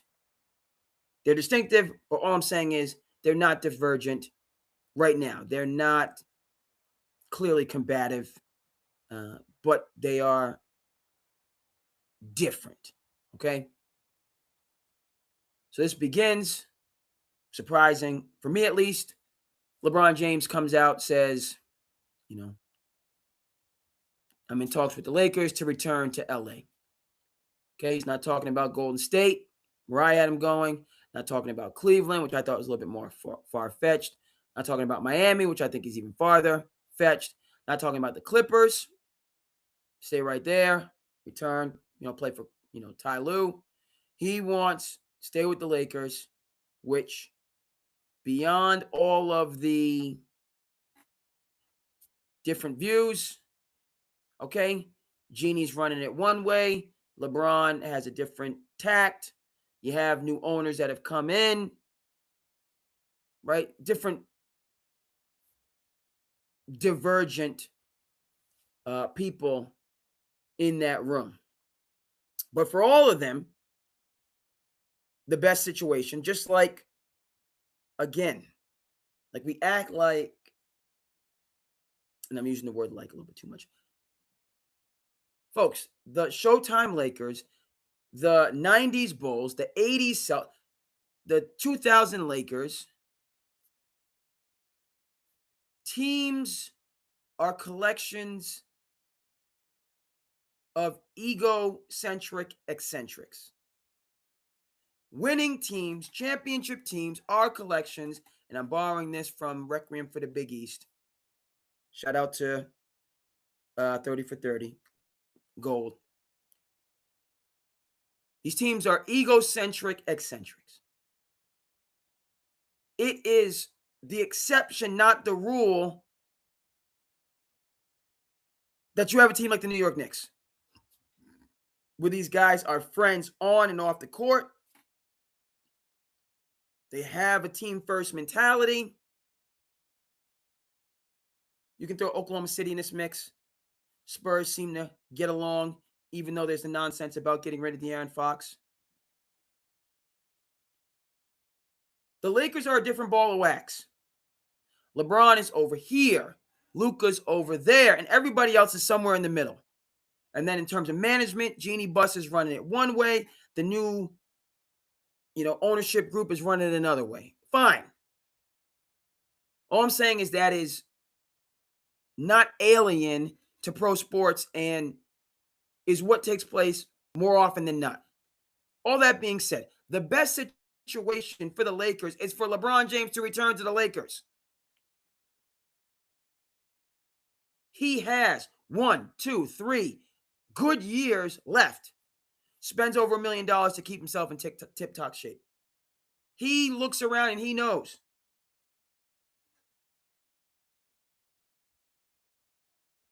Michael Jordan retires. Okay. He comes back until he physically can't play anymore. Now, when you're an all-time great, you don't want it to get to that point. You want to leave on a high note. I get all that. But LeBron, he's not showing signs of slowing down. Playing with his son, right? So he has good years left ahead of him. But as has been said here and elsewhere, he's not the alpha anymore. His concluding years, he's not going to be the straw that stirs the drink.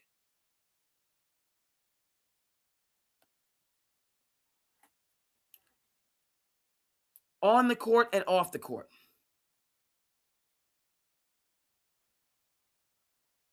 So, yeah. You're Clutch Sports and, you have the agency and you got to get your money and set the example, blah. Okay, we know this. But you're not getting all your money and staying with the Lakers, and you're not getting all your money and winning. You have to take a haircut, a pay cut. Because of the second apron, and then just in general because you're in your 40s. So LeBron says he wants to come back to the Lakers. Luka's talking about an A-list center. Had to think about this, but I'm thinking he's, Embiid, who, right? You put that lineup, Luka, Embiid, LeBron, okay. Now, obviously, all three of these guys are not always going to be on the court at the same time. But if they can be on the court during the playoffs together, now you got, right? We don't have to be kumbaya for all 82 games.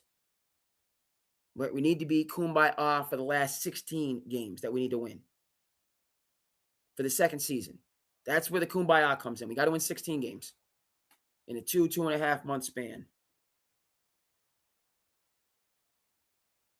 All right? That's what we have to do. See, folks want to jump on, see what's going on.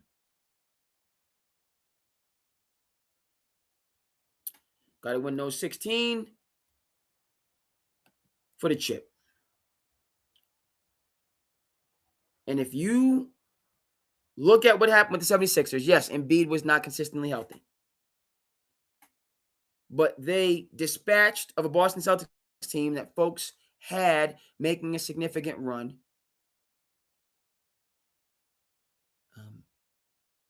Had them as being like clearly the better team. But they got healthy, they got hot at the last minute, and ran the Celtics out of town. A little bit of a shock to some people's system. What happens? We had the number 2 seed. We were supposed to be okay. But pound for pound on paper, the Celtics team, missing Drew Holiday, missing Chris BP, is not better than these other teams when healthy. Not better than the Knicks when healthy. Not better than the 76ers, as you saw. I would say the Celtics would have struggled with the Toronto Raptors, the Cleveland Cavaliers. Okay, they have a big, I like Derek White, but,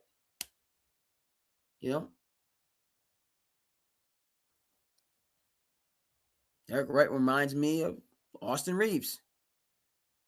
He's a really good third option.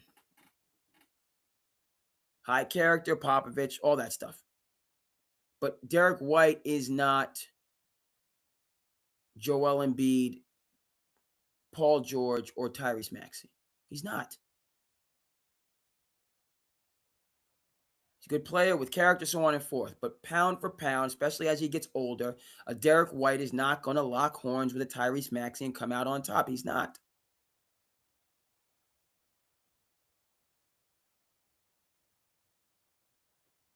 All right, then you go down the line. So that's the Celtics' big three: JB, JT, and DC. And then I'm coming at you with Maxey, George, older, and Embiid. If Embiid is healthy, as you saw, it's over. Paul George can dig deep. He's not the same, but he has the experience. And then Maxey is a young bull in his prime. Stop it. Okay, then you throw in Edgecombe as well. You're missing Drew. So back to the Lakers. Best thing for everybody, LeBron comes back. He's going to have to take a team-friendly deal. It's just the way of the world.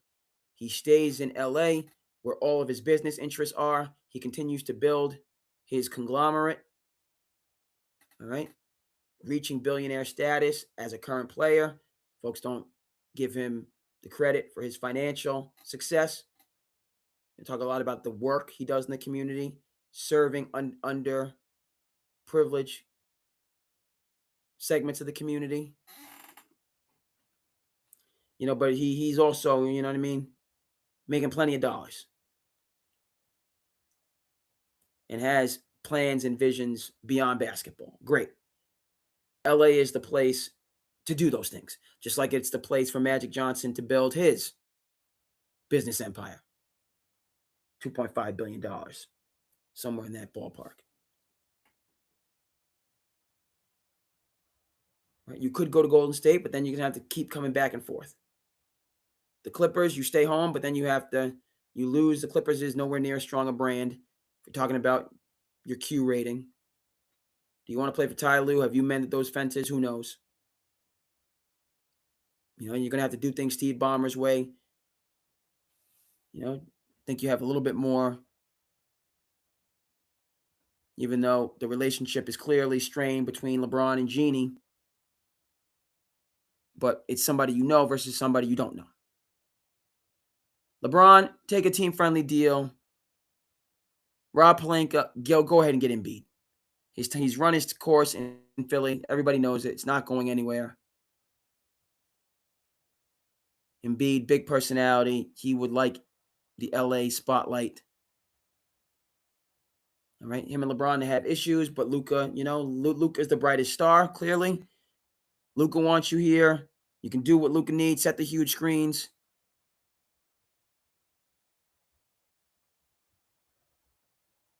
There it is. Okay. Embiid, much more attainable than, right? I'm the Rockets. I'm not coming off of Sangoon. No, I'm not. Joker's not going anywhere. So who are your A-list big men? Bam? No. Not trading Bam for Austin Reeves. Excuse me. There it is. LeBron, return. Team-friendly deal. You still make all your money with all your other interests. Embiid, come on over. See if it works.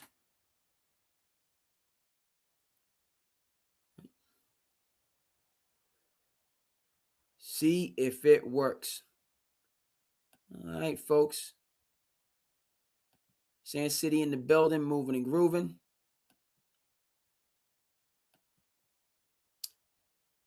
Late night. Passion project.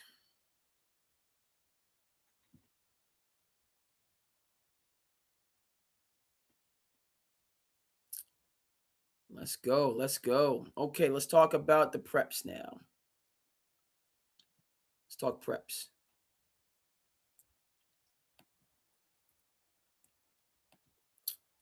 To kick it off, shout out to Chris.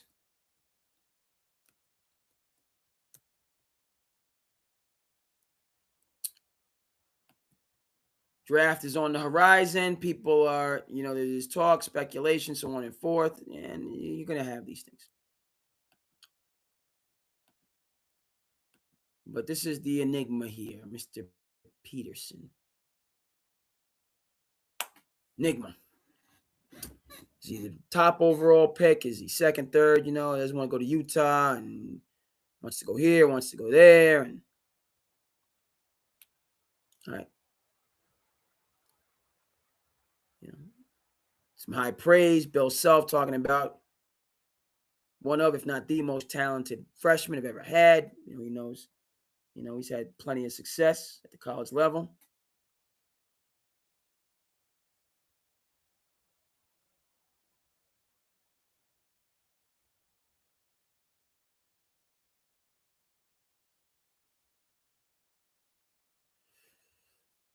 Let's check see what's going on that the guys are talking about. Yeah, folks are up. It's good. I'm up. It's a good work day, and I'm thrilled about the weekend. So hey. All right, but young Peterson, okay, not my cup of tea. All right, and let's just begin, and we're going to get further into this, but conversation surrounding Peterson, right? Talented. Nobody's denying that. Reference what Bill Self said about him. And the scouts, and they're seeing it, right? Super talented. His skill set, how it translates to this game. He can shoot it. He can drive it. A very smooth score. Good feel for the game. He can pass it long. He can do it all. He's a 5-tool player, and he's smooth, right? Okay, folks. I cannot stomach this young lion being put in the same sentence, paragraph, article, short novel, short story, long. I cannot abide. Shout out to the dude. Shout out to the Big Lebowski, Coen brothers. I can't abide Daryn Peterson being in the same conversation as Kobe Bryant. They're about the same size. Okay, build. If you go back to Kobe being at Lower Merion, right? Aesthetically, they're similar. Obviously, Kobe comes into the league bald, and Peterson's got, different hairstyle. But, right, 6'7", long, athletic, very much fundamentally sound, students of the game, all that. I can't abide Daryn Peterson being in the same sentence as Kobe Bryant. I don't want to hear him being compared to Kevin Durant. And the reason being, and the reason I am out on Daryn Peterson, and you make these one-to-one comparisons, right? Putting him in the same breath, get my grammar right, as all-time greats, right? You do that. Kobe Bryant, after he shot his air balls in Utah as a rookie, right, comes in, right, 96, okay. First year is Rocky. First year is 97, AI, and when Kobe comes back for his second year, growing his hair out, He's in that 98 All-Star game. So you go from air balls as a rookie in 97 to in the 98 All-Star game with the hair and all this business. We remember because this was Michael Jordan's last All-Star game with the Bulls, right? Michael in the East, Kobe in the West. Okay. Talking about, and this is something that Larry Legend reminds me of. Another reason, okay, I have issues with this young man. We're going to get the Larry Legend comparison. We're going to get some other comparisons as well. SandCity Sports, by and for the fans. Jump into the convo if you need, folks. We here. We in the building. Let's go. Come on now. Kobe Bryant says, how much do I work on a move or a shot? 1, 2, 3, 4 hours on one move, on one technique. How long? This young Kobe, middle-aged Kobe, veteran Kobe. How long do I work on this? Until. That's what the Mamba said. Until. Not until I get it right, but until I cannot, under any circumstances, get it wrong. Remind you of somebody else who played their basketball, okay, in the Golden State. 3, 4, 5, 6, 7, 8 hours north of LA. Mind you of anybody else? I'm going to put him in the conversation with a Kevin Durant, who's taller, but how many games did Kevin Durant sit out at Texas in his freshman year? How many games would he sit now? Kevin Durant not showing up to work, playing for Rick Barnes at Texas. By the way, Rick Barnes doing his thing at Tennessee. Was Kevin Durant, was KD the pride of the DMV, right? Prince George County. Was Kevin Durant not showing up to work when he was doing what he was doing in Texas? Do we have questions about his motor coming out of Texas? Have we ever questioned Kobe Bryant's motor? Ever? One single time?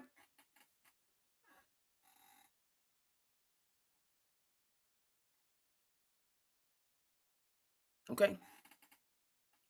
Talented young man. He's as talented as the day is long. I'm not disputing that.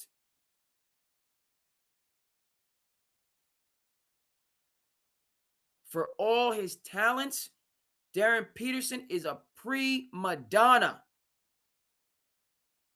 Where is that narrative along with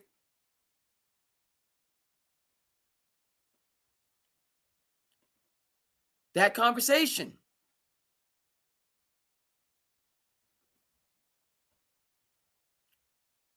Where's that narrative?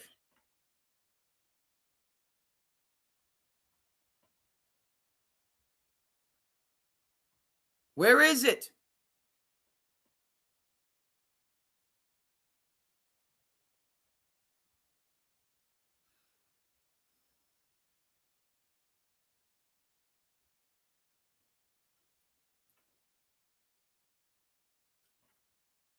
And then you add in talking about, I'm not liking this, I'm not liking that.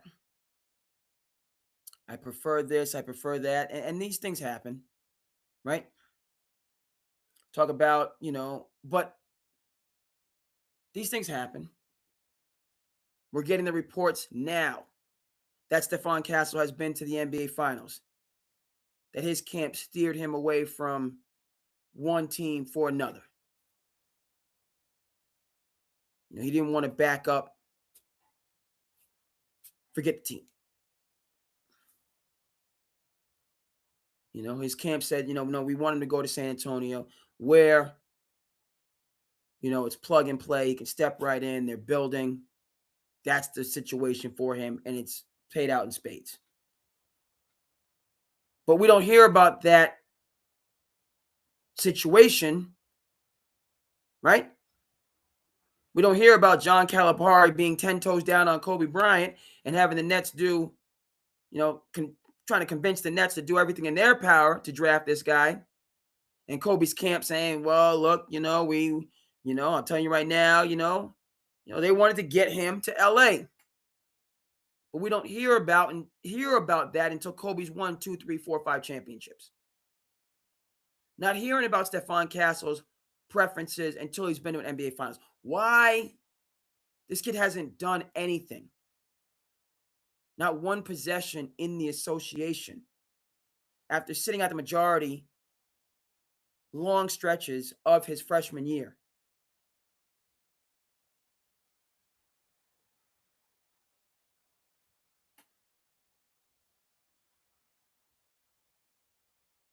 And it's I'm not playing, or I want to play where I want to play.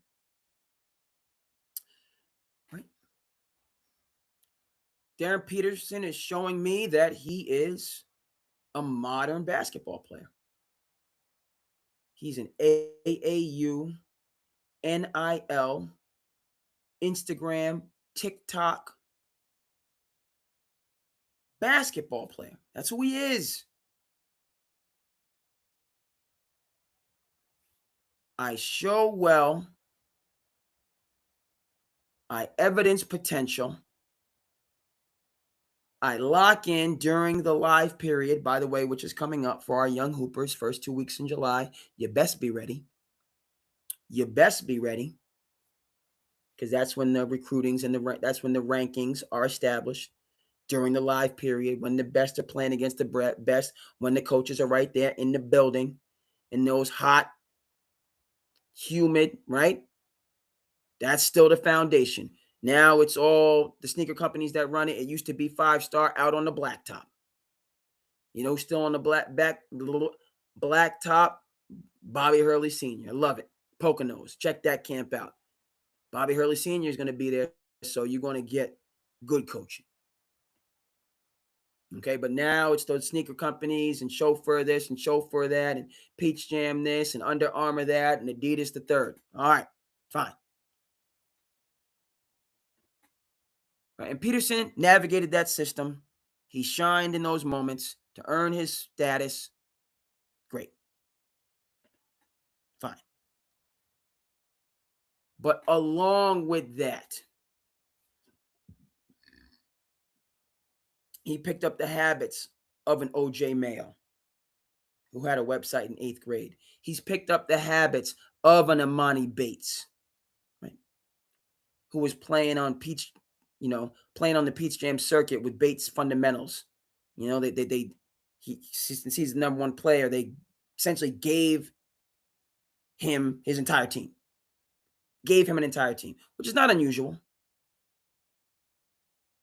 Okay. If you're a top player, they're going to cater to you. Sometimes the top players, they just play for the grassroots team that's in their state, and they come up under that leadership. This was true of the Boozer brothers. Down in Florida, they're going to play for Knight Riders, right? It's true of the Boozer brothers. Also true of the Boozer brothers, they did not play up. Cameron looking to be a top 2 or 3 pick. They did not play up. They played with their age group. Dad wasn't rushing them. And they didn't reclassify.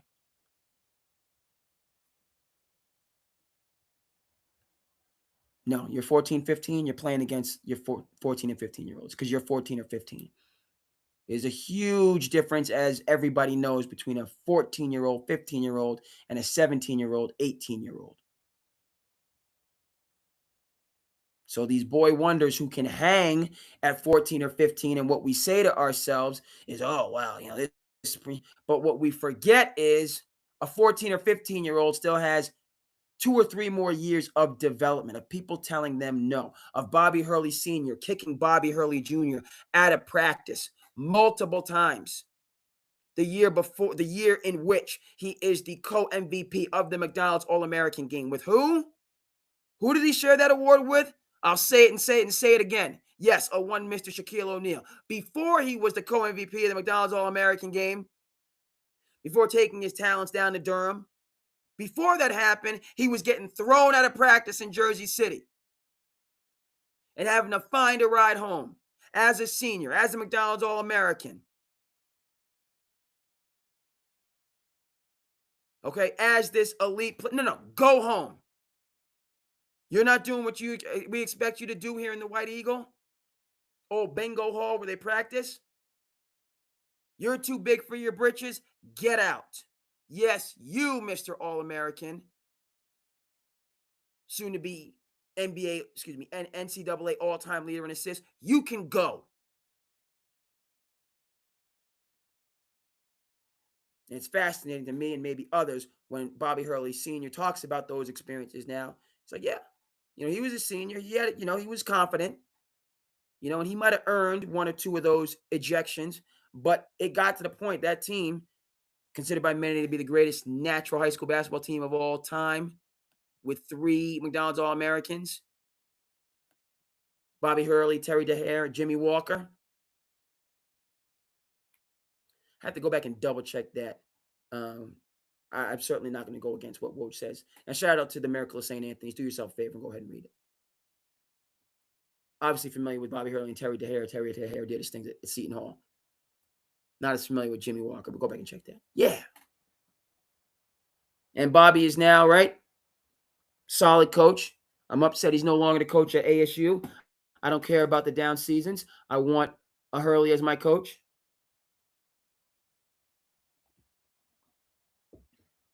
And we know what Danny's doing at UConn. Stacking them up.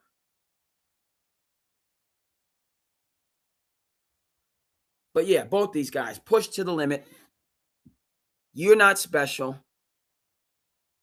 And they both acquired through that rigorous, difficult, challenging, at times overwhelming process, a fire that is still blazing 30 some odd years later as their passion to the game shifts from playing the coach. What are you talking about?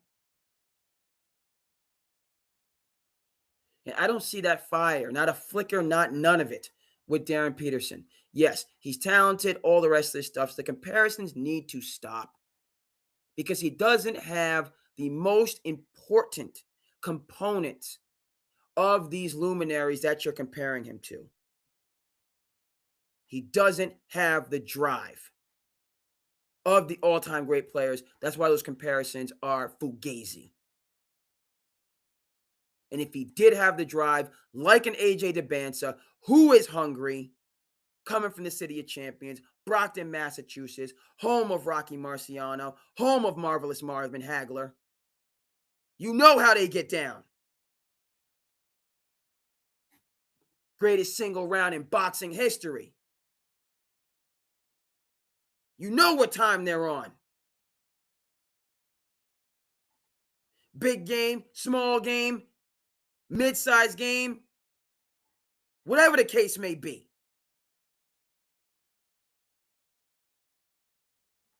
Didn't have to think twice about their buy-in, their intensity, their focus, their commitment.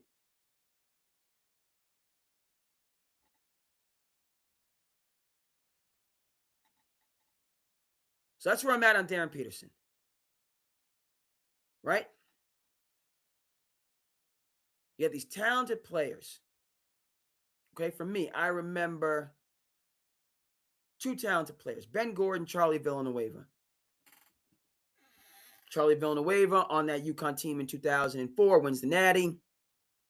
Played in the same high school basketball team, Blair Academy, as Luol Deng. Right? 2 crazy. The 2 and 3 ranked players. Number 1 player in that class, 2003, happened to be one Mr. LeBron James. And Charlie Villanueva, he locked in. He put his best foot forward in the NBA draft combine. Was drafted 10th. Went to Toronto, I believe. And then he got to the league, and he was inconsistent. Come time for his contract year, I'm locked in, 10 toes down. This is after Joe Dumars had tanked the Pistons by trading away Chauncey Billups because he was angry that they continued to underachieve, which they did. You still should have left well enough alone. Proofs in the pudding there. They're just coming back under the capable leadership of J.B. Bickerstaff. 20 some odd years later. But Charlie Villanueva, he I'm going to lock in when my contract is on the line and show you what I could do. And then as soon as I get that contract, I'm back to my regular habits. You know who Daryn Peterson reminds me of also? Rudy Gay. Another UConn kid in that same time frame. Oh, Rudy, and the way, he could, and he's on, Rudy's good career and bounced around on a couple different teams.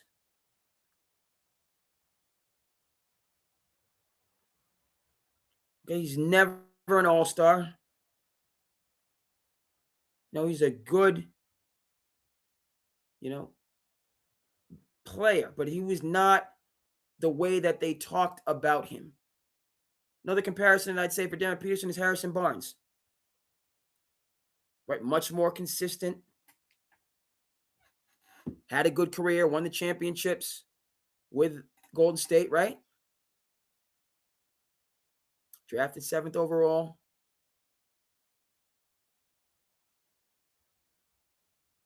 I'm not sure why those aren't the comparisons, Rudy Gay, Harrison Barnes, rather than Bean. Stop.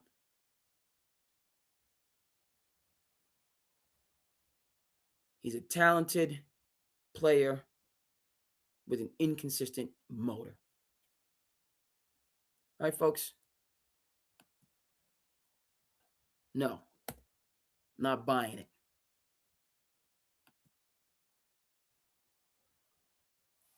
This young man comes into the NBA. Something to prove. Family moved with him. Mother moved with him to Chicago, help him to get settled, right?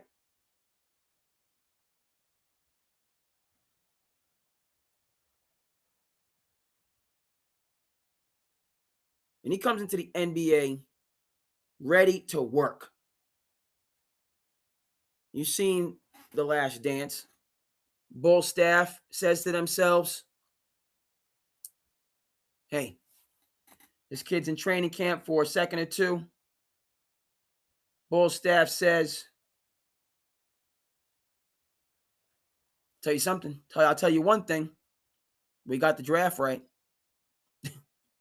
Early on, clear. We got the draft right. This kid, Jordan, he's something. Okay, Bobby Knight, the late great, made it clear. Well, Houston, we're going with Olajuwon. We got our mindset, we're going with Olajuwon. Okay, we should have went with Jordan. Right. Blazers have the number 2 pick, Well, we like Jordan, we need a center. You need to draft Michael Jordan and play him at center. It's just that simple. Just that simple. Works out for everybody, right? He goes to a major market in Chicago. Another important aspect of The Last Dance amongst many. Jordan, he's a rookie, and he, rolls his ankle in practice. Okay, I got to get my ankle taped. I got to ice it up. I got to, and got to rest to be ready for the game. I mean, sitting, next to a vet. Vet's like, what are you talking about? If I had that injury, I'd be out 2 weeks. Can't stand this job. Don't want to be here. Right? Paid to play a kid's game. Not good enough. And I guess he wants to, be up at the crack of dawn and, do manual labor, which nothing wrong with that. You make a good lifestyle, make a good living. Nothing wrong with it. Or man a classroom, as I do. What do you want to do?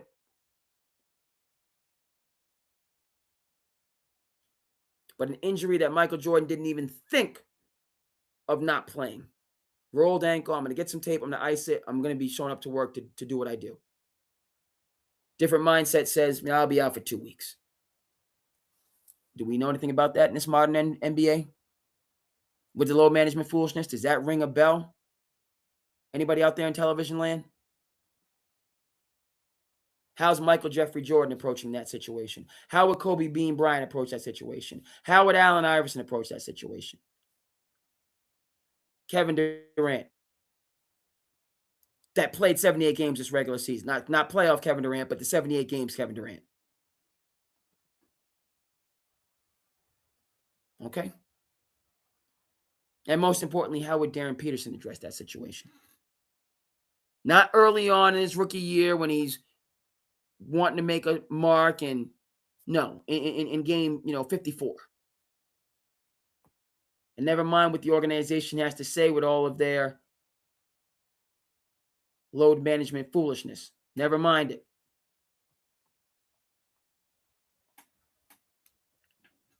I know what AJ DeBance is saying. I know what Cameron Boozer's saying. Throw Caleb Wilson in that mix as well. I know he's need to get back healthy. I'm playing tonight, man. What are you talking about? Got to go out there and give the people what they paid for. I got to go out there and give the people a show. Ain't thinking about not playing. Let's be out your mind. Yeah. Okay? Something to prove. Okay? Goals to achieve.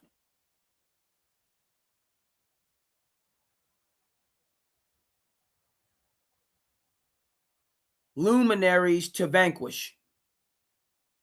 All these things are playing a role with Michael Jeffrey Jordan. He's looking over there and seeing Larry Bird. He's seeing Isaiah. He's looking west and seeing Magic. Right? All talented play. I want to be the best. Yes, I want to win championships and, but, somebody that lives in the competition. That's not worried about people singing his praises. I can get better. I can do more. There's further things out there for me. This is a 5, 6, 7-star athlete that's not impressed with his own success. And you put those two things together, A.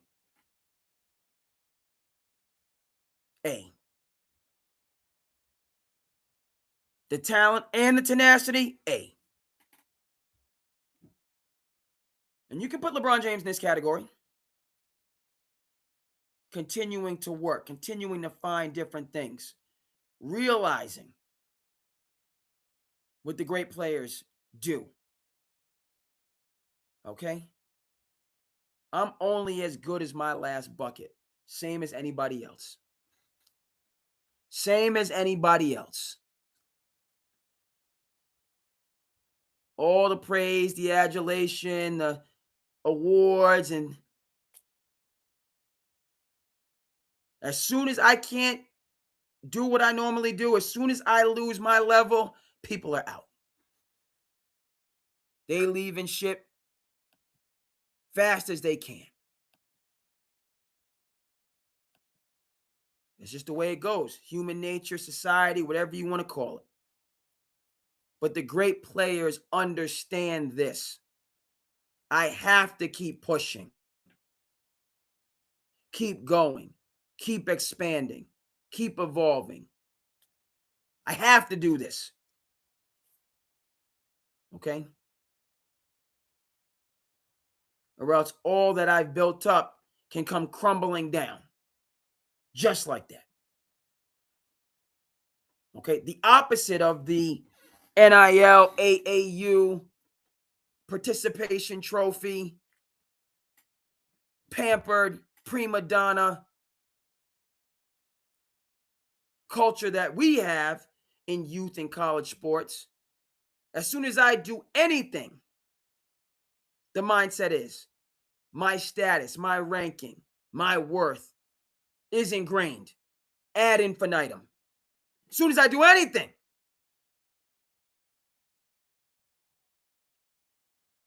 because I was ranked number 1 in 8th grade or 10th grade or 12th grade, or because I got this NIL deal my freshman year, that's my standard.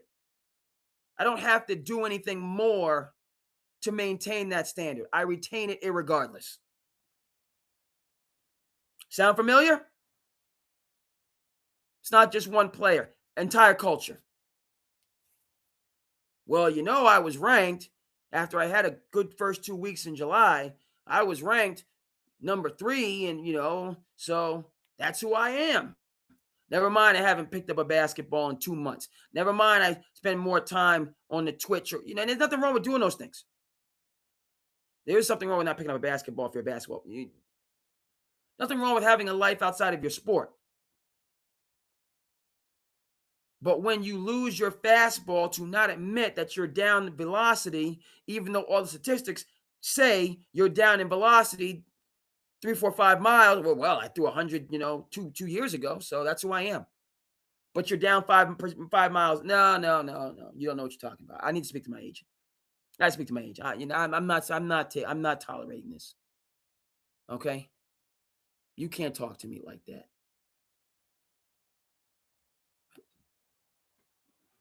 Okay?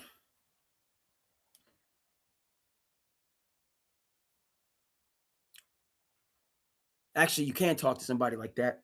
Somebody like a Michael Jeffrey Jordan who wants to be pushed. Okay? Who wants to get to higher ground. You can talk to a Tim Duncan like that, a David Robinson, right? A Shaquille O'Neal and Kobe Bryant, who, after years of coming up short, losing to the Utah Jazz and other teams, they said, we need the Zen Master. Yeah, we need, that's what we're lacking. Right?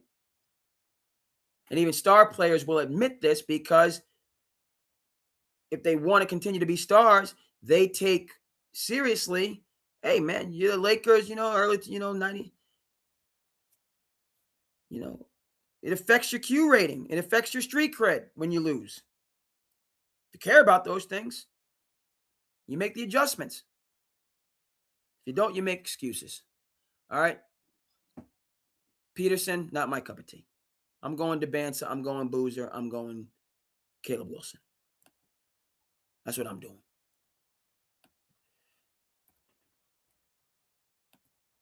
All right? That is what I am doing.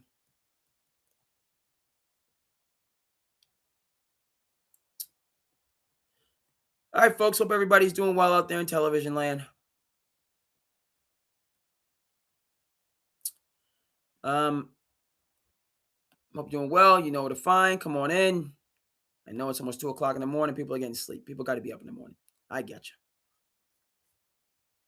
It's a holiday for some. Some people might have to go to work, so you're getting your Z's in. I understand.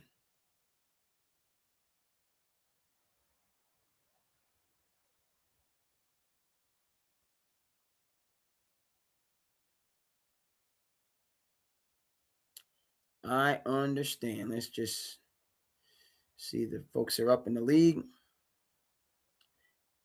No, it's late for them as well.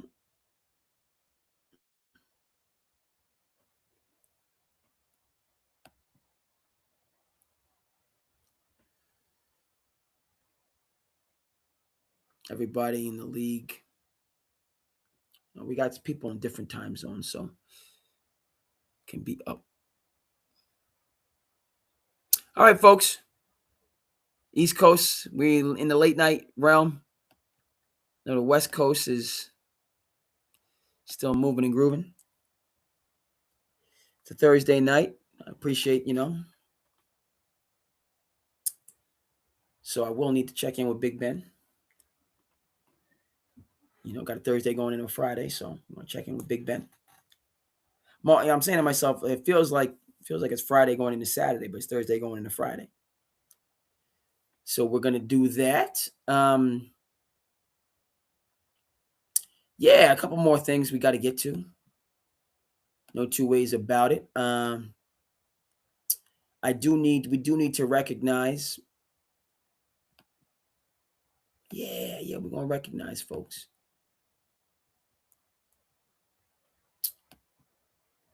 So we have 3 queens here. Three queens shining bright. Michelle Obama, front and center there, and her daughter, Michelle Obama's daughters. Yes, indeed. Malia and Sasha.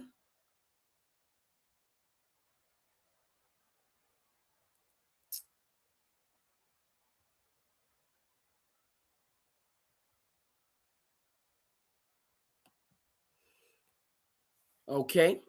And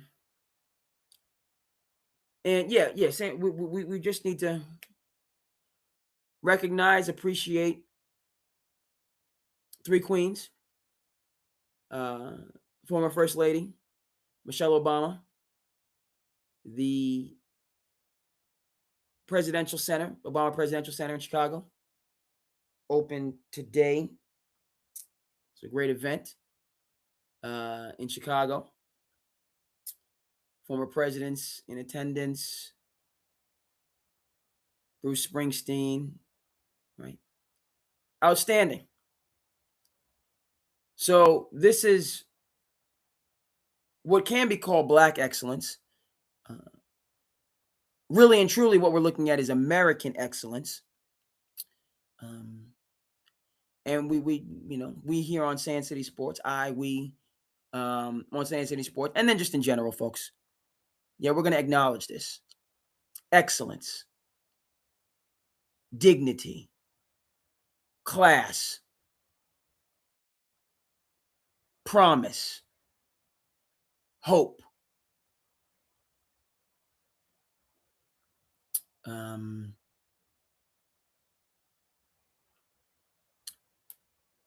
So on and forth. Something that I feel proud about. And whether you agree or disagree, whether it's your political party or whether it's not, a lot to be appreciated here. So this needed to be said, needed to be recognized, needed to be highlighted. Today, as the Obama Presidential Center opens, we're going to highlight this. I'm not even going to give the statements that were made at a USC event. I guess Sunday is the first day of the week. So earlier in the week, I'm not even going to give those words the time of day. Not going to do that. And again, SandCity Sports, this is buying for the fans. If you feel a different type of a way, you can come on in. You're going to be respectful and responsible. We're going to have a respectful and responsible and civil conversation. We most certainly are. But you're welcome if you have a different point of view. Go ahead and say that. All right, but I'm, on my little platform, approaching how I approach it.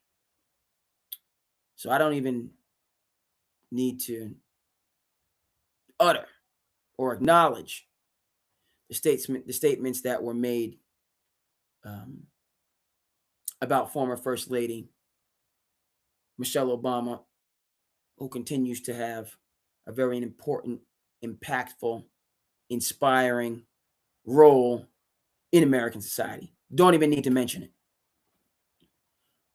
Do need to recognize excellence in action. That's what I do need to do. And this is one example. And if you're looking for others, go ahead and check out the opening of the Obama Center in Chicago. All right. Next parade, opening of the Obama Center. Big time. My country, 'tis of thee, sweet land of liberty. of the icing. Shout out to Michelle Obama, the Obamas. Excellence in action.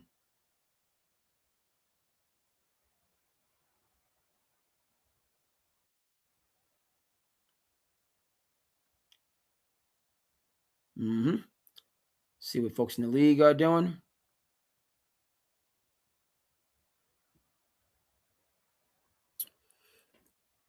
All right.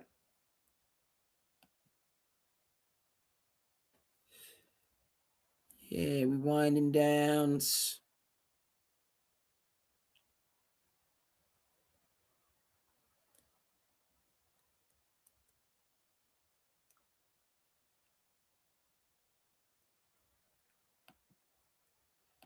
Okay, folks.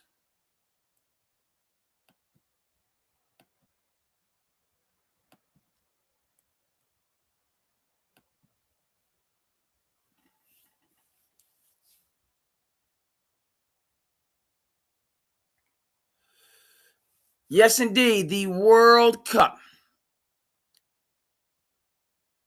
Preliminary rounds. It's a beautiful thing, folks. It's a beautiful thing. Seen highlights here and there. Again, we're still powering through the school year.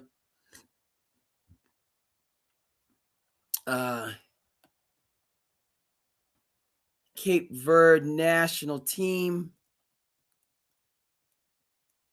playing to a 1-1 tie. That is all the rage. As somebody who is of Cape Verdean descent, somebody whose great-grandfather emigrated to this country in the late 19th century from Cape Verde or Cabo Verde. And there's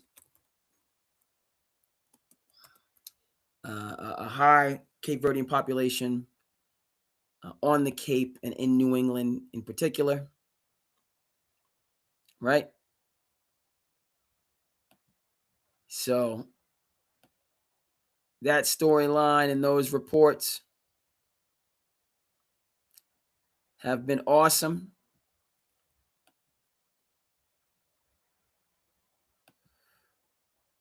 I want to get that art up as we wind down. That's good art. It's not great.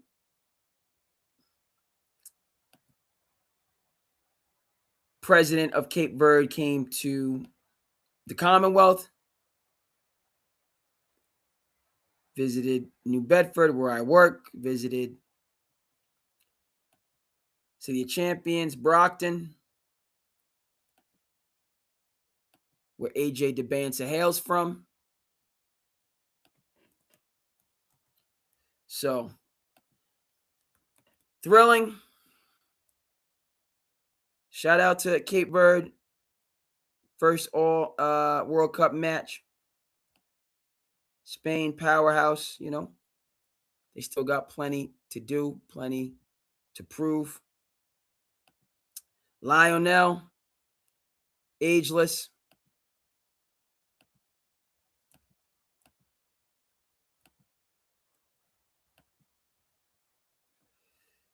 Right? So this is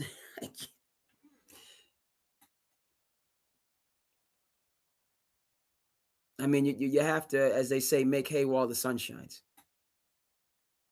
Knicks win the championship. Cape Verde first World Cup game ties the number 1 ranked seed. Goalie, 40 years old, stuck with his dream, has his moment.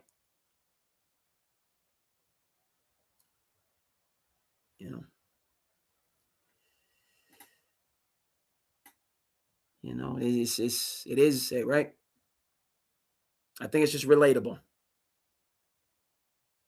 Okay, working class heroes out there, day to day, making it happen, doing what needs to be done. Sometimes you're stretched thin. You wonder, you question, what does it all mean? Am I even making progress? What's the point? Well, this is the point right here.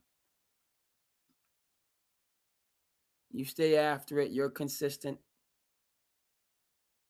locked in, doing the work, helping your community and society. Your day is coming.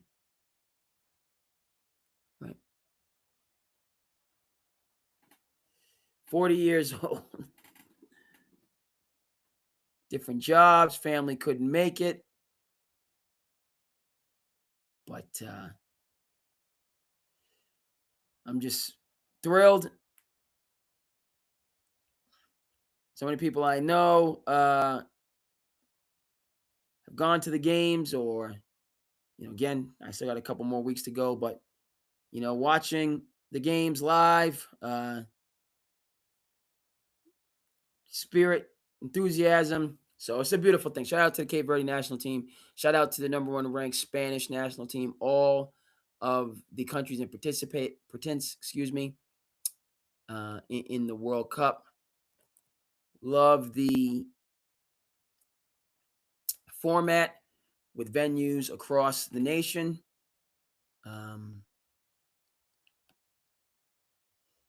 Right. And it's a beautiful thing.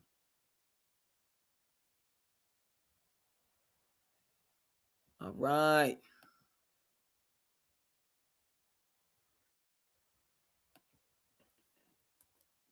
So we're gonna conclude with Slice of Life.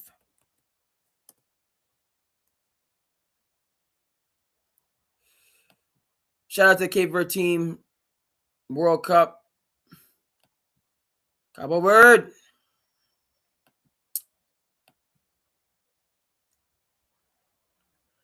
All right. A little bit of Slice of Life. We talked about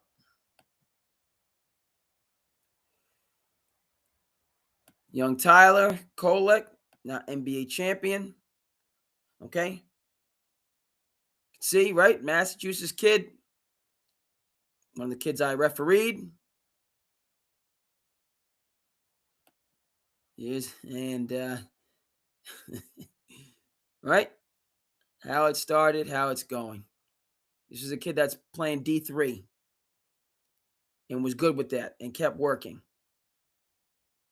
Right? Kept working.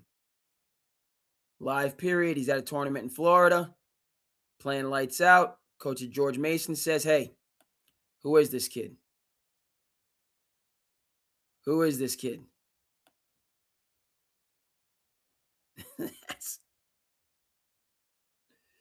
that's Tyler Kolek. Right? The family, his brother here, dad, Coach Karate, associate head coach, Middlesex Magic, right? Big East champs. That's him. Again, non-sneaker team. Hoop group. Right? That's the tournament, the live period tournament that they would play at.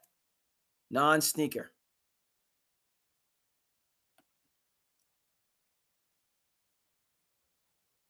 Right? And his game is rather similar.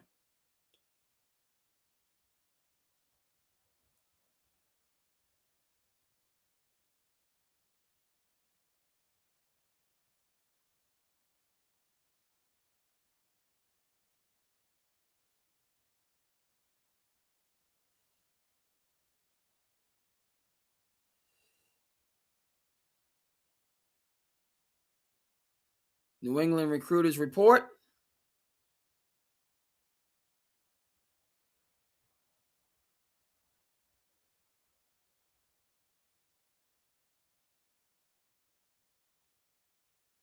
Some of the trophies, some of the hardware. Pandemic year.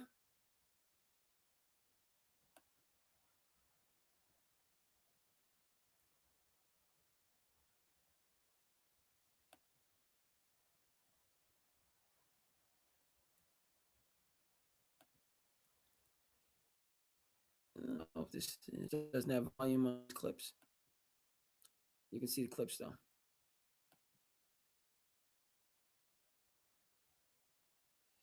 Yeah.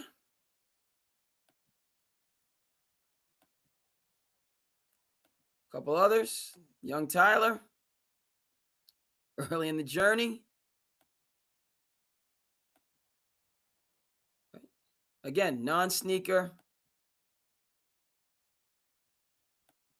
No hoopla. That's how it started. And that's how it's going.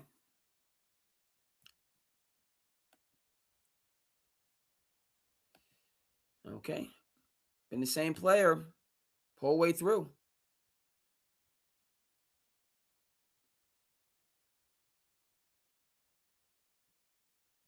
Whole way through.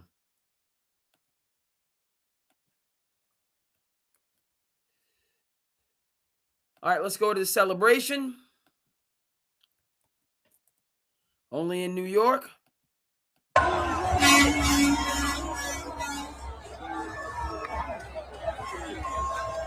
I mean, that's...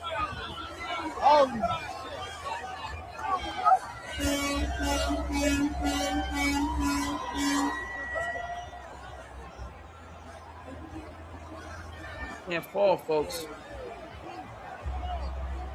Yeah, we don't want no injuries.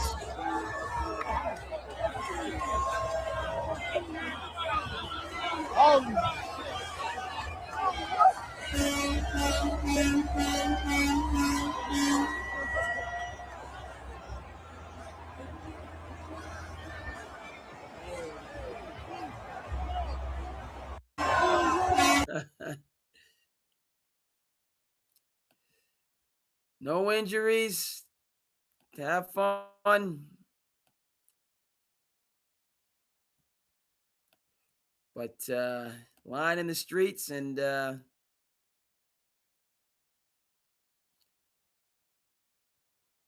they say New York's a vertical city.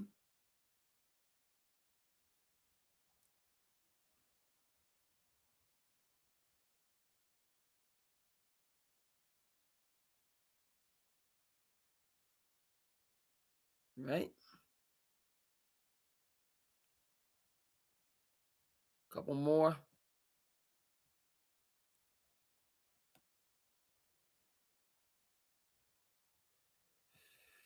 Let's talk, let's get some perspective. Few more takes here.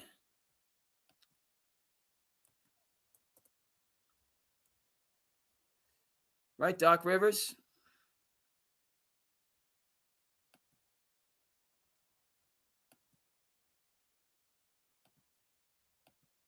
Like the Achilles. We've had multiple years now of the lower leg injury with the calf, and that has generally been a precursor. Ask Kevin Durant, other guys. That has been a precursor to it going boom. And if it goes boom at his age and you give him the extension, then, For some reason, people here in Boston, it's probably the only place in the country, people consider Giannis Antetokounmpo like late career Purvis Ellison. Like he is like this ticking time bomb. He's way past his prime. It's Bill Walton in 1986. Like, no, he's still one of the best. He's widely considered one of the best players in basketball. I know he didn't play a ton last year. I think a lot of that was on the Bucks themselves. They didn't want him on the floor. They were tanking. The fit is great. What Doc Rivers is saying, pick and roll with Jason Tatum. Like, how do you stop that with Giannis Antetokounmpo? He gives you an inside presence defensively. He impacts the rim, Giles, which is what Brad Stevens told us he wants more of at the end of this past season. I think the fit is great. I don't think there's really any question that you would get better if you were to swap out Giannis for. The one thing with Giannis is I'm petrified of it. I disagree.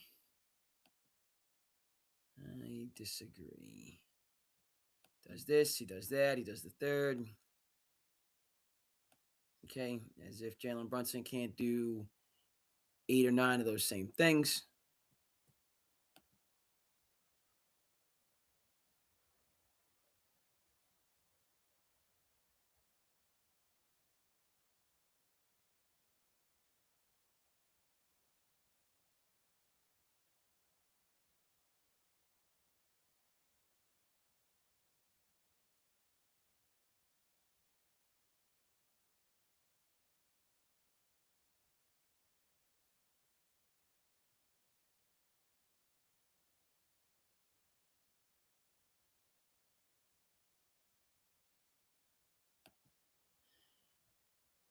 Okay, let's get our next clip. I want to get first I got to speed up here. It's poor.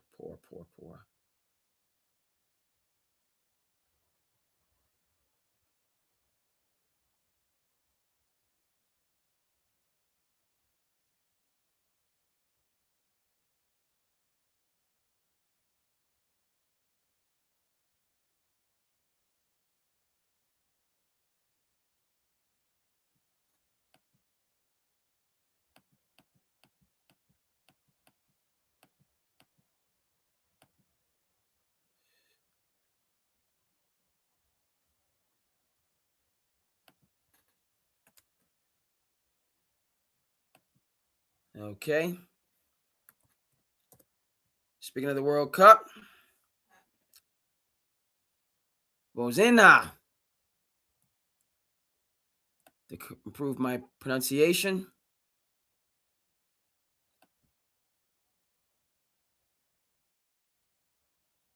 And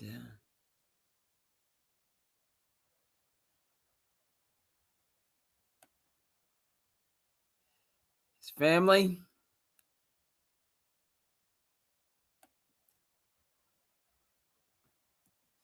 Right. Small island nation, folks, off the west coast of Africa.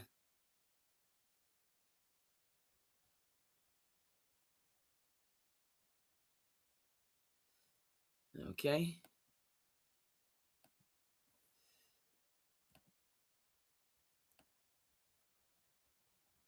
All right, and we're going to conclude with football.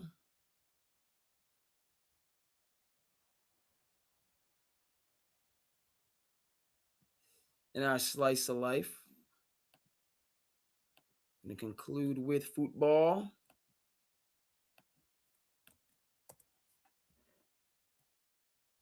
Valencia de Xavi, més cap a la dreta per Messi, immens Messi,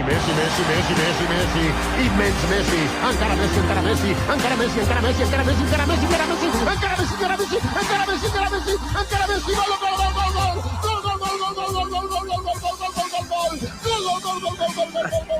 Greatest solo goal. Increïble, no m'ho puc imaginar, no m'ho podia imaginar, no ho he vist mai això, no ho he vist mai. Assistència de Xavi, més cap a la dreta per Messi, immens Messi, encara Messi,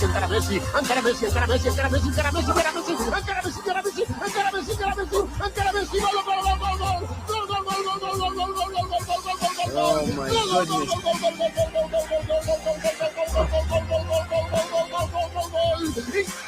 Increïble, no m'ho puc imaginar, no m'ho podia imaginar, no ho he vist mai això, no ho he vist mai. Assistència de Xavi, més cap a la dreta per Messi, immens Messi, encara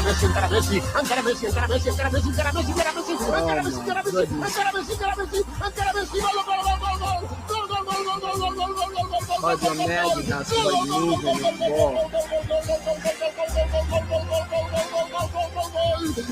Increïble, no m'ho puc imaginar, no m'ho podia imaginar, no ho he vist mai això, no ho he vist mai. Hey. Lionel.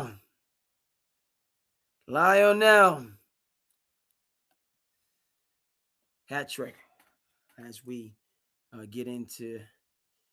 start to get into match play for the World Cup. So Cabo Verde, the tie, Messi, the hat trick.